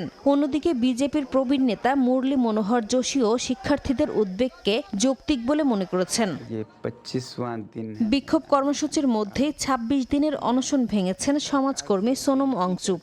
দিল্লিতে বিজেপির সভাপতি জেপি নাড্ডা ও কেন্দ্রীয় মন্ত্রী জিতেন্দ্র সিংয়ের উপস্থিতিতে অনশন শেষ করেন তিনি। এ সময় আন্দোলন শান্তিপূর্ণ রাখার আহ্বান জানিয়ে ওয়াংচুক অভিযোগ করেন, একটি মহল আন্দোলনের সুযোগ নিয়ে সহিংসতা উস্কে দেওয়ার চেষ্টা করছে। এদিকে চলমান বিক্ষোভের মধ্যে ভুয়া ও বিভ্রান্তিকর তথ্য ছড়ানোর অভিযোগে পাকিস্তান ভিত্তিক প্রায় ৪৮০টি সোশ্যাল মিডিয়া অ্যাকাউন্ট শনাক্ত করে ব্লক করেছে দিল্লি পুলিশ। নাসরিন রুমি, সময় সংবাদ। সৌদি আরবের সঙ্গে বেসামরিক পরমাণু চুক্তিতে নতুন শর্ত জুড়ে দিলেন মার্কিন প্রেসিডেন্ট ডোনাল্ড ট্রাম্প। ইসরায়েলের সঙ্গে সম্পর্ক স্বাভাবিক করার আব্রাহাম অ্যাকর্ডস রিয়াদ যোগ দিলেই কেবল চুক্তি কার্যকর হবে বলে জানিয়েছেন তিনি। ট্রাম্পের শর্তকে স্বাগত জানিয়েছেন ইসরায়েলের প্রধানমন্ত্রী বিনিয়ামিন নেতানিয়াহু। তবে ফিলিস্তিন রাষ্ট্রের পথ তৈরি না হওয়া পর্যন্ত তেল আবিবকে স্বীকৃতি না দেওয়ার অবস্থানে এখনও অনড় রিয়াদ। মধ্যপ্রাচ্যের কূটনীতিতে নতুন সমীকরণ তৈরি করেছে যুক্তরাষ্ট্র ও সৌদি আরবের সম্ভাব্য বেসামরিক পরমাণু চুক্তি। জ্বালানি ও প্রযুক্তি সহযোগিতার এই উদ্যোগ এখন আটকে গেছে ইসরায়েলের সঙ্গে সৌদির সম্পর্ক স্বাভাবিক করার প্রশ্নে। মার্কিন প্রেসিডেন্ট ডোনাল্ড ট্রাম্প জানিয়েছেন, রিয়াদ আব্রাহাম অ্যাকর্ডসে যোগ দিলেই কেবল এই চুক্তির চূড়ান্ত অনুমোদন পাবে। যুক্তরাষ্ট্রের প্রস্তাবিত এই পরমাণু সহযোগিতা চুক্তি সামরিক উদ্দেশ্যে নয় বলে দাবি করেছেন ট্রাম্প। সামাজিক যোগাযোগ মাধ্যমে দেয়া এক পোস্টে তিনি জানান, চুক্তির আওতায় সৌদি আরব শান্তিপূর্ণ কাজে পারমাণবিক প্রযুক্তি ব্যবহার করতে পারবে, তবে ইউরেনিয়াম সমৃদ্ধকরণের সুযোগ থাকবে না। যুক্তরাষ্ট্রের লক্ষ্য সৌদির পারমাণবিক কর্মসূচিকে কঠোর নিয়ন্ত্রণের মধ্যে রাখা। তবে এই চুক্তির সঙ্গে ইসরায়েলের স্বীকৃতির বিষয়টি যুক্ত করায় নতুন করে আলোচনায় এসেছে আব্রাহাম অ্যাকর্ডস। ২০২০ সালে যুক্তরাষ্ট্রের মধ্যস্থতায় চালু হওয়া এই উদ্যোগের মাধ্যমে সংযুক্ত আরব আমিরাত ও বাহরাইন সহ কয়েকটি দেশ ইসরায়েলের সঙ্গে সম্পর্ক স্বাভাবিক করে। ট্রাম্পের শর্তকে স্বাগত জানিয়েছেন ইসরায়েলের প্রধানমন্ত্রী বিনিয়ামিন নেতানিয়াহু। তার মতে সৌদি আরব আব্রাহাম অ্যাকর্ডসে যোগ দিলে তা মধ্যপ্রাচ্যের শান্তির জন্য একটি ঐতিহাসিক অগ্রগতি হবে। তবে রিয়াদ এ বিষয়ে আনুষ্ঠানিকভাবে কোনো প্রতিক্রিয়া জানায়নি। তাই তেল আবিবের সঙ্গে সম্পর্ক স্বাভাবিক করার বিষয়ে নিজ শর্তে এখনও অনড় বলে ধারণা করা হচ্ছে। স্বাধীন ফিলিস্তিন রাষ্ট্র প্রতিষ্ঠার জন্য কার্যকর ও বিশ্বাসযোগ্য রোডম্যাপ ছাড়া ইসরায়েলকে স্বীকৃতি দেবে না তারা। এর আগে যুক্তরাষ্ট্র ও সৌদি আরব বেসামরিক পরমাণু সহযোগিতা নিয়ে সমঝোতার ঘোষণা দেয়। তবে চুক্তিটি কার্যকর হতে প্রয়োজন মার্কিন কংগ্রেসের অনুমোদন। হোয়াইট হাউস জানিয়েছে, ট্রাম্পের নতুন শর্ত ঘোষণার পর সৌদি যুবরাজ মোহাম্মদ বিন সালমানের সঙ্গে এখনও তার সরাসরি কথা হয়নি। পরমাণু সহযোগিতা, ইসরায়েলের স্বীকৃতি এবং ফিলিস্তিন ইস্যু, এই তিন বিষয় ঘিরেই এখন চলছে ওয়াশিংটন ও রিয়াদের কূটনৈতিক দর কষাকষি। নাসরিন রুমি, সময় সংবাদ। দেখছেন ভোরের সময়। একই দলে মেসি, এমবাপ্পে, ভোজিনিয়া আলোচনায় থাকলেও দর্শকের পছন্দের তালিকায় নেই লামিন ইয়ামাল, এমনকি ব্রাজিলের কোনো খেলোয়াড়। 4-3-3 ফরমেশনে বিশ্বকাপের সেরা একাদশ ঘোষণা করেছে ফিফা, যেখানে সর্বোচ্চ 3 জন করে জায়গা পেয়েছে স্পেন ও ফ্রান্সের খেলোয়াড়। শেষ হয়েও হইল না শেষ। সদ্য শেষ হওয়া বিশ্বকাপের আমেজ এখনও টাটকা ফুটবল ভক্তদের মনে। এখন আগ্রহের সর্বোচ্চ চূড়ায় 48 দলের বিশ্বকাপ। রেকর্ড 1248 খেলোয়াড়ের মধ্যে কারা জায়গা পেল 2026 বিশ্বকাপের সেরা একাদশে। বিশ্বব্যাপী কোটি ফুটবল সমর্থকদের ভোটে নির্বাচিত সেরা একাদশ ঘোষণা করেছে ফিফা। দলে সবচেয়ে বেশি 3 জন করে ফুটবলার জায়গা পেয়েছেন বিশ্ব চ্যাম্পিয়ন স্পেন এবং সেমিফাইনালিস্ট ফ্রান্স থেকে। রানার্স আপ আর্জেন্টিনা থেকে রয়েছে 2 জন, আর ইংল্যান্ড, নরওয়ে ও কেপ ভার্দে থেকে সুযোগ পেয়েছেন 1 জন করে খেলোয়াড়। 4-3-3 ফরমেশনের টিম অব দ্য টুর্নামেন্ট সাজিয়েছে ফিফা। আবারও ইতিহাসের পাতায় বিশ্বকাপের বিস্ময় কেপ ভার্দের ভোজিনিয়া। সমর্থকদের সর্বোচ্চ 39.6% ভোট পেয়ে ফিফা একাদশের গোলরক্ষক নির্বাচিত হয়েছেন তিনি। বারবার দলকে খাদের কিনারা থেকে জয়ের মোহনায় নেয়া মেসি তো লিড স্টার। এবারের বিশ্বকাপের সর্বোচ্চ 5 ম্যাচে সেরা খেলোয়াড়ও নির্বাচিত হয়েছিলেন LM10। তবে মেসির থেকেও বেশি ভোট পেয়েছে গোল্ডেন বুট জয়ী কিলিয়ান এমবাপ্পে, এমনকি Norwegian sensation Erling Haaland. 22.17% vote পাওয়া মেসির আক্রমণ সঙ্গী এই দুই ফরওয়ার্ড। রক্ষণ ভাগে রয়েছেন স্পেনের মার্ক কুকুরেয়া ও পেদ্রো পোরো। এই ডিফেন্ডার যুগলের দাপটে 7 ম্যাচ ক্লিন শিট ছিল স্পেনের। আছেন আরও দুই শক্তিশালী দেয়াল, আর্জেন্টিনার লিসান্দ্রো মার্টিনেস এবং ফ্রান্সের দায়ো উপামেকানো। মিডফিল্ডে জায়গা পেয়েছেন স্পেনের রদ্রি, ফ্রান্সের মাইকেল ওলিসে এবং ইংল্যান্ডের জুড বেলিংহাম। নাজমুল হাসান পুলক, সময় সংবাদ। কেবল মেসি নেইমারদের দেখার জন্য কারি টাকা খরচ না করে দীর্ঘমেয়াদী পরিকল্পনা সাজাচ্ছে যুব ক্রীড়া মন্ত্রণালয়। লাতিন এই দুই পরাশক্তির সঙ্গে বহুজাতিক টুর্নামেন্ট আয়োজনের লক্ষ্য প্রতিমন্ত্রী আমিনুল হকের। তরুণদের দেশের বাইরের একাডেমিতে পাঠানোর পাশাপাশি ফিফার আর্থিক অনুদানেরও কঠোরভাবে তদারকি করতে চান সাবেক ফুটবলার। ব্রাজিল কিংবা আর্জেন্টিনার বিপক্ষে বাংলাদেশ খেললে কেমন হবে? হলুদ আর আকাশী নলে বিভক্ত হওয়া জাতি একই সাথে গলা ফাটাতো, লাল সবুজে ছেয়ে যেত গোটা দেশ। ফলাফল যাই হোক না কেন, হামজা জামাল কিংবা বাংলাদেশি ফুটবল ভক্তদের জন্য এমন অভিজ্ঞতা হতো দারুণ। আর তেমন কিছুই ভাবছে যুব ক্রীড়া মন্ত্রণালয়। ব্রাজিল এবং আর্জেন্টিনার যে ন্যাশনাল টিম তাদেরকে এনে এবং বাংলাদেশ, আমরা যে দেশ, আমরা হয়তো বা তাদের মতো এত ভালো পারফর্ম করতে পারবো না, বা ট্রায়াঙ্গেল যদি আমরা ম্যাচ খেলতে পারি, প্রীতি ম্যাচ হতে পারে বা একটি টুর্নামেন্টের মতো হতে পারে, এটি আমার মনে হয় যে বাংলাদেশের জন্য একটি অনেক বড় অর্জন হবে। আলোচনা চলছে প্রতিভাবান তরুণদের নিয়েও। তুরস্ক সহ একাধিক দেশের সঙ্গে ফুটবলীয় কূটনীতি মজবুত করছে মন্ত্রণালয়। বেশি দিন দেরি নাই যে আমরা আমাদের খেলোয়াড়দেরকে বিভিন্ন দেশের একাডেমি কিংবা বিভিন্ন দেশের যে ঘরোয়া লিগগুলো হয় সেখানেও আমাদের খেলোয়াড়দেরকে সেখানে অংশগ্রহণ করার সেই সুযোগটি আমরা তৈরি করে দিতে পারব। তবে সবার আগে বন্ধ করতে হবে দুর্নীতি। দেশের ফুটবল উন্নয়নে কাজ না করে ফিফার অর্থ নিয়ে চলে জালিয়াতি, সে প্রথা বন্ধ করতে চান আমিনুল হক। জাতীয় ক্রীড়া পরিষদ থেকে আমাদের সকল ফেডারেশনকে একটি নির্দেশনা দেওয়া হয়েছে যে আমাদের ফিফা বা অন্যান্য বিদেশি যে অনুদানগুলো রয়েছে কিংবা আমরা এনএসসি থেকে যে অনুদানগুলো দেওয়া হয় সেটা যাতে সঠিকভাবে যাতে খরচ করা হয়, ব্যয় করা হয়। তবে এসব প্রত্যাশার গল্প বাস্তবতায় কতটুকু রূপ নেবে সে উত্তর দেবে সময়। অবহেলিত দেশের ফুটবলের সোনালী দিন দেখার অপেক্ষায় কোটি কোটি ফুটবল ভক্ত। সাব্বির মিথুন, সময় সংবাদ, ঢাকা। 4 নভেম্বর থেকে শুরু হওয়া সাফ চ্যাম্পিয়নশিপে 23 বছরের শিরোপা খরা কাটাতে চায় বাংলাদেশ। ফুটবলারদের প্রস্তুতিতে কোনো ছাড় দেবে না বাফুফে, জানিয়েছেন সভাপতি তাবিথ আওয়াল। ঢাকায় সফল আয়োজনে সব ধরনের সহযোগিতার আশ্বাস দিয়েছেন তিনি।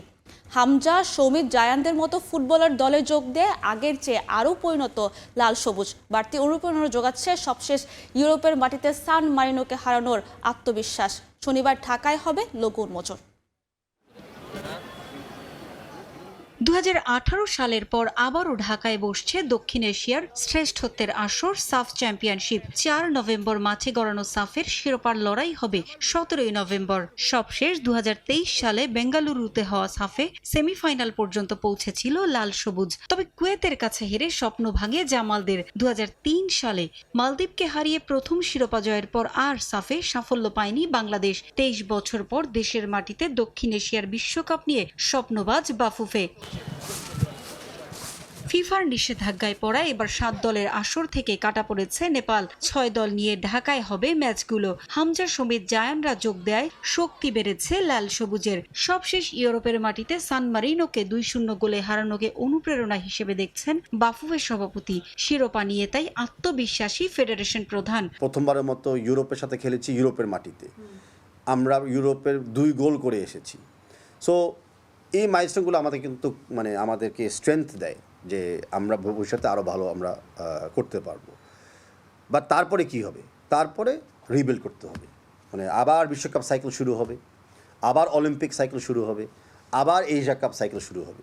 আমরা এই আগামী 2 বছরে সাফ জিতে র্যাঙ্কিংটা বাড়িয়ে রিবিল্ডের দিকে আমাদের চলে যেতে হবে। আসরের সফল আয়োজনে কোনো কমতি রাখতে চায় না বাফুফে। নতুন কোচ থমাস ডুলির অধীনে শিরোপা জয়ের পাশাপাশি র্যাঙ্কিংয়ের উন্নতিতে চোখ ফেডারেশন প্রধানের। আমি আশাবাদী যে সাফ আমরা এবার চ্যাম্পিয়ন হব, বিকজ অফ যেভাবে আমাদের এশিয়া কাপে আমাদের যে পারফরমেন্সটা আমরা দেখেছি।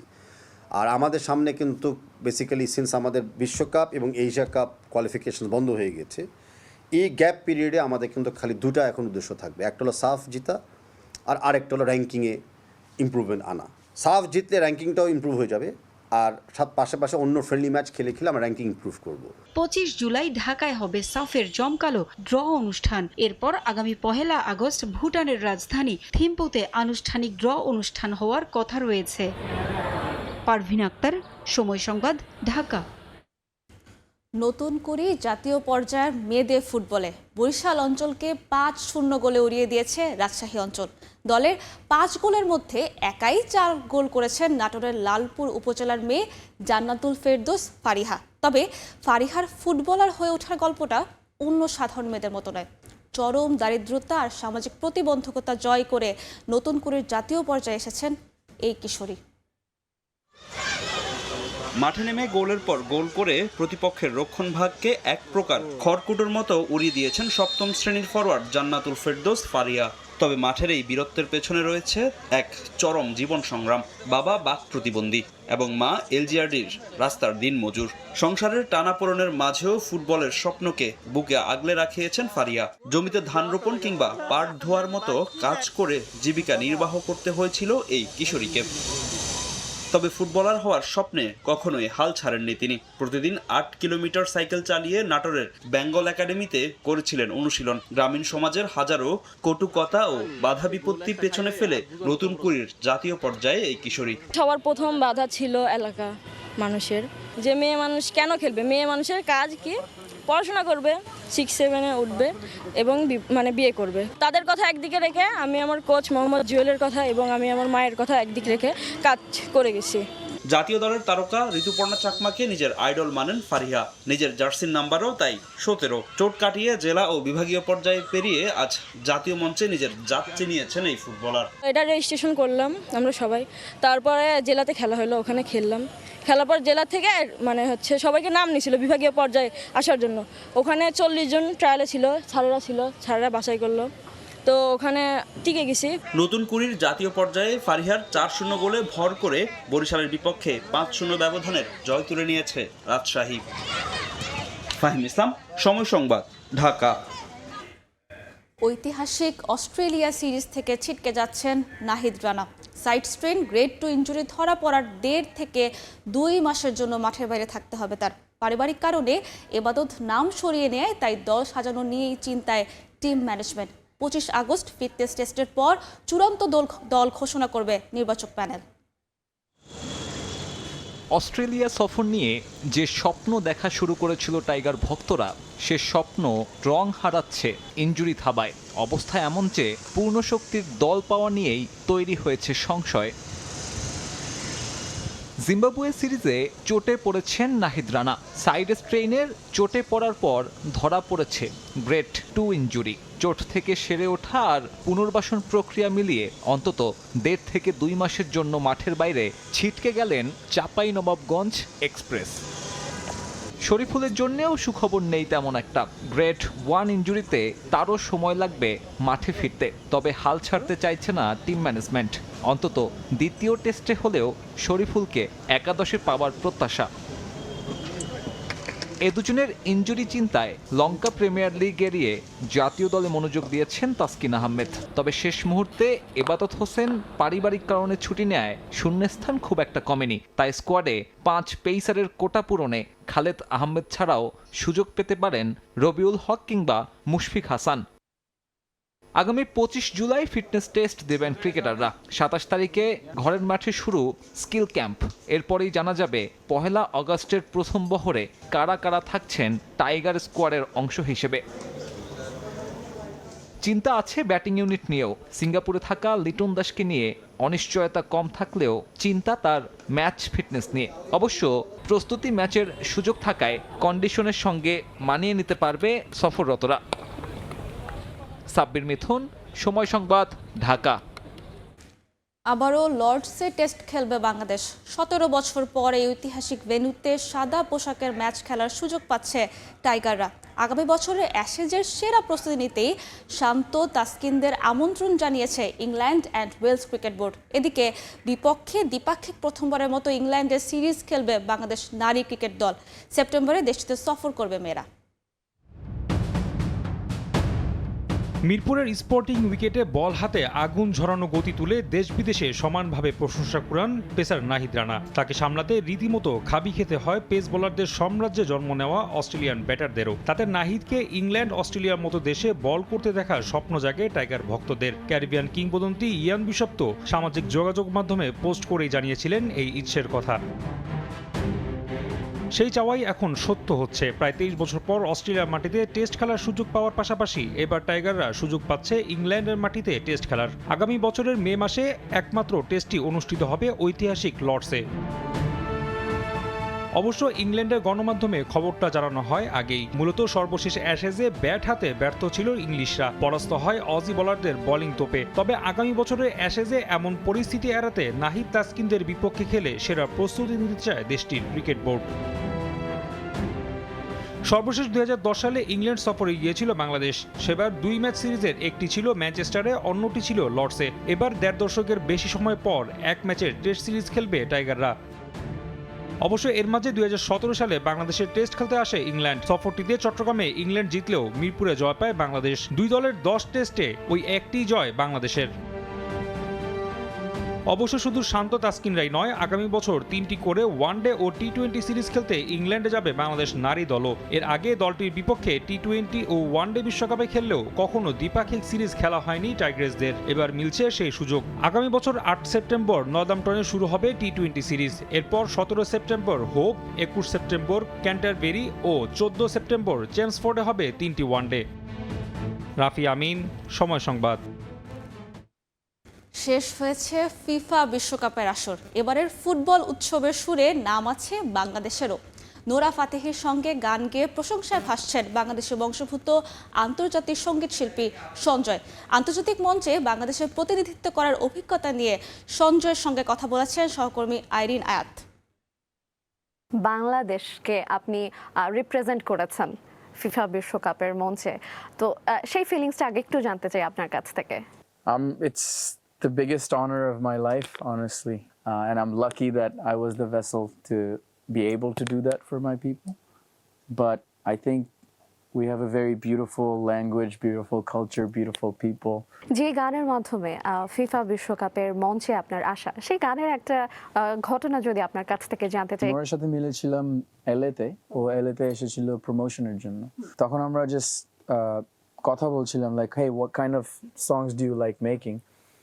She asked me, and I told her that I like making celebration songs that everybody can celebrate with and jump up and down with. And so she said we should pitch a song to FIFA, because we already একবার perform করেছিল FIFA World Cup এ কাতারে. That planted a seed in my brain.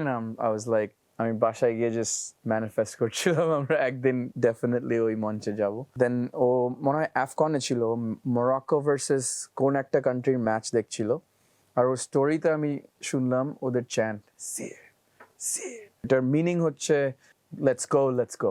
Okay, so that means let's go perfectly into the melody of আপনি একটু একটু গাইছেন, তো দুই line একটু কি গাওয়া যায় আপনার দর্শকদের জন্য লাইভ?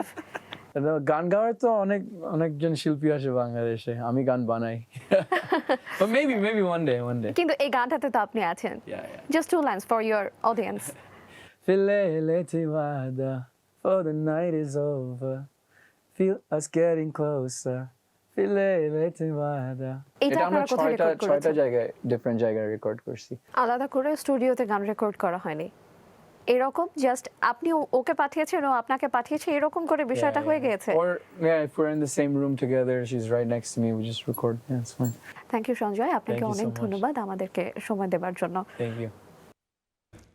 বিশ্বকাপ শেষ হলেও বিতর্ক থামেনি আর্জেন্টিনাকে ঘিরে। দলটির খেলোয়াড়দের বিরুদ্ধে ছড়িয়ে পড়া গুরুতর অভিযোগ, বিভ্রান্তিকর তথ্যের জেরে এবার আইনি পদক্ষেপের কথা ভাবছে আর্জেন্টিনা ফুটবল অ্যাসোসিয়েশন। বিশ্বকাপ চলাকালীন এবং টুর্নামেন্ট শেষ হওয়ার পর সামাজিক যোগাযোগ মাধ্যম ও বিভিন্ন প্ল্যাটফর্মে আর্জেন্টিনার কয়েকজন খেলোয়াড়কে ঘিরে একের পর এক গুরুতর অভিযোগ ছড়িয়ে পড়ে। দেশটির ফুটবল অ্যাসোসিয়েশনের দাবি, এসব অভিযোগের বড় একটি অংশই ভিত্তিহীন এবং পরিকল্পিতভাবে বিভ্রান্তি ছড়ানোর উদ্দেশ্যে প্রচার করা হয়েছে।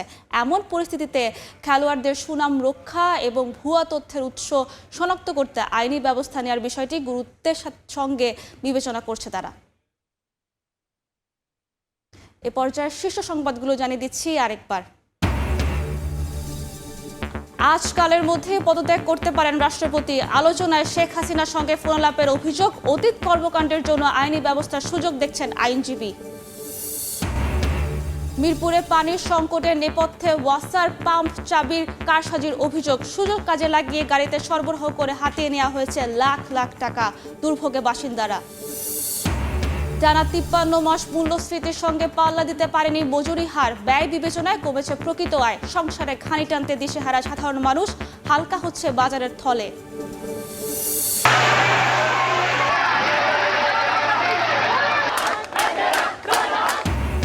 এবং প্রশ্নপত্র ইস্যুতে উত্তাল ভারত, বিভিন্ন শহরে বিক্ষোভ, পদক্ষেপ না নিলে শিক্ষামন্ত্রীর পদত্যাগের দাবিতে সীমাবদ্ধ থাকবেন আন্দোলন, হুঁশিয়ারি ককরোচ পার্টির।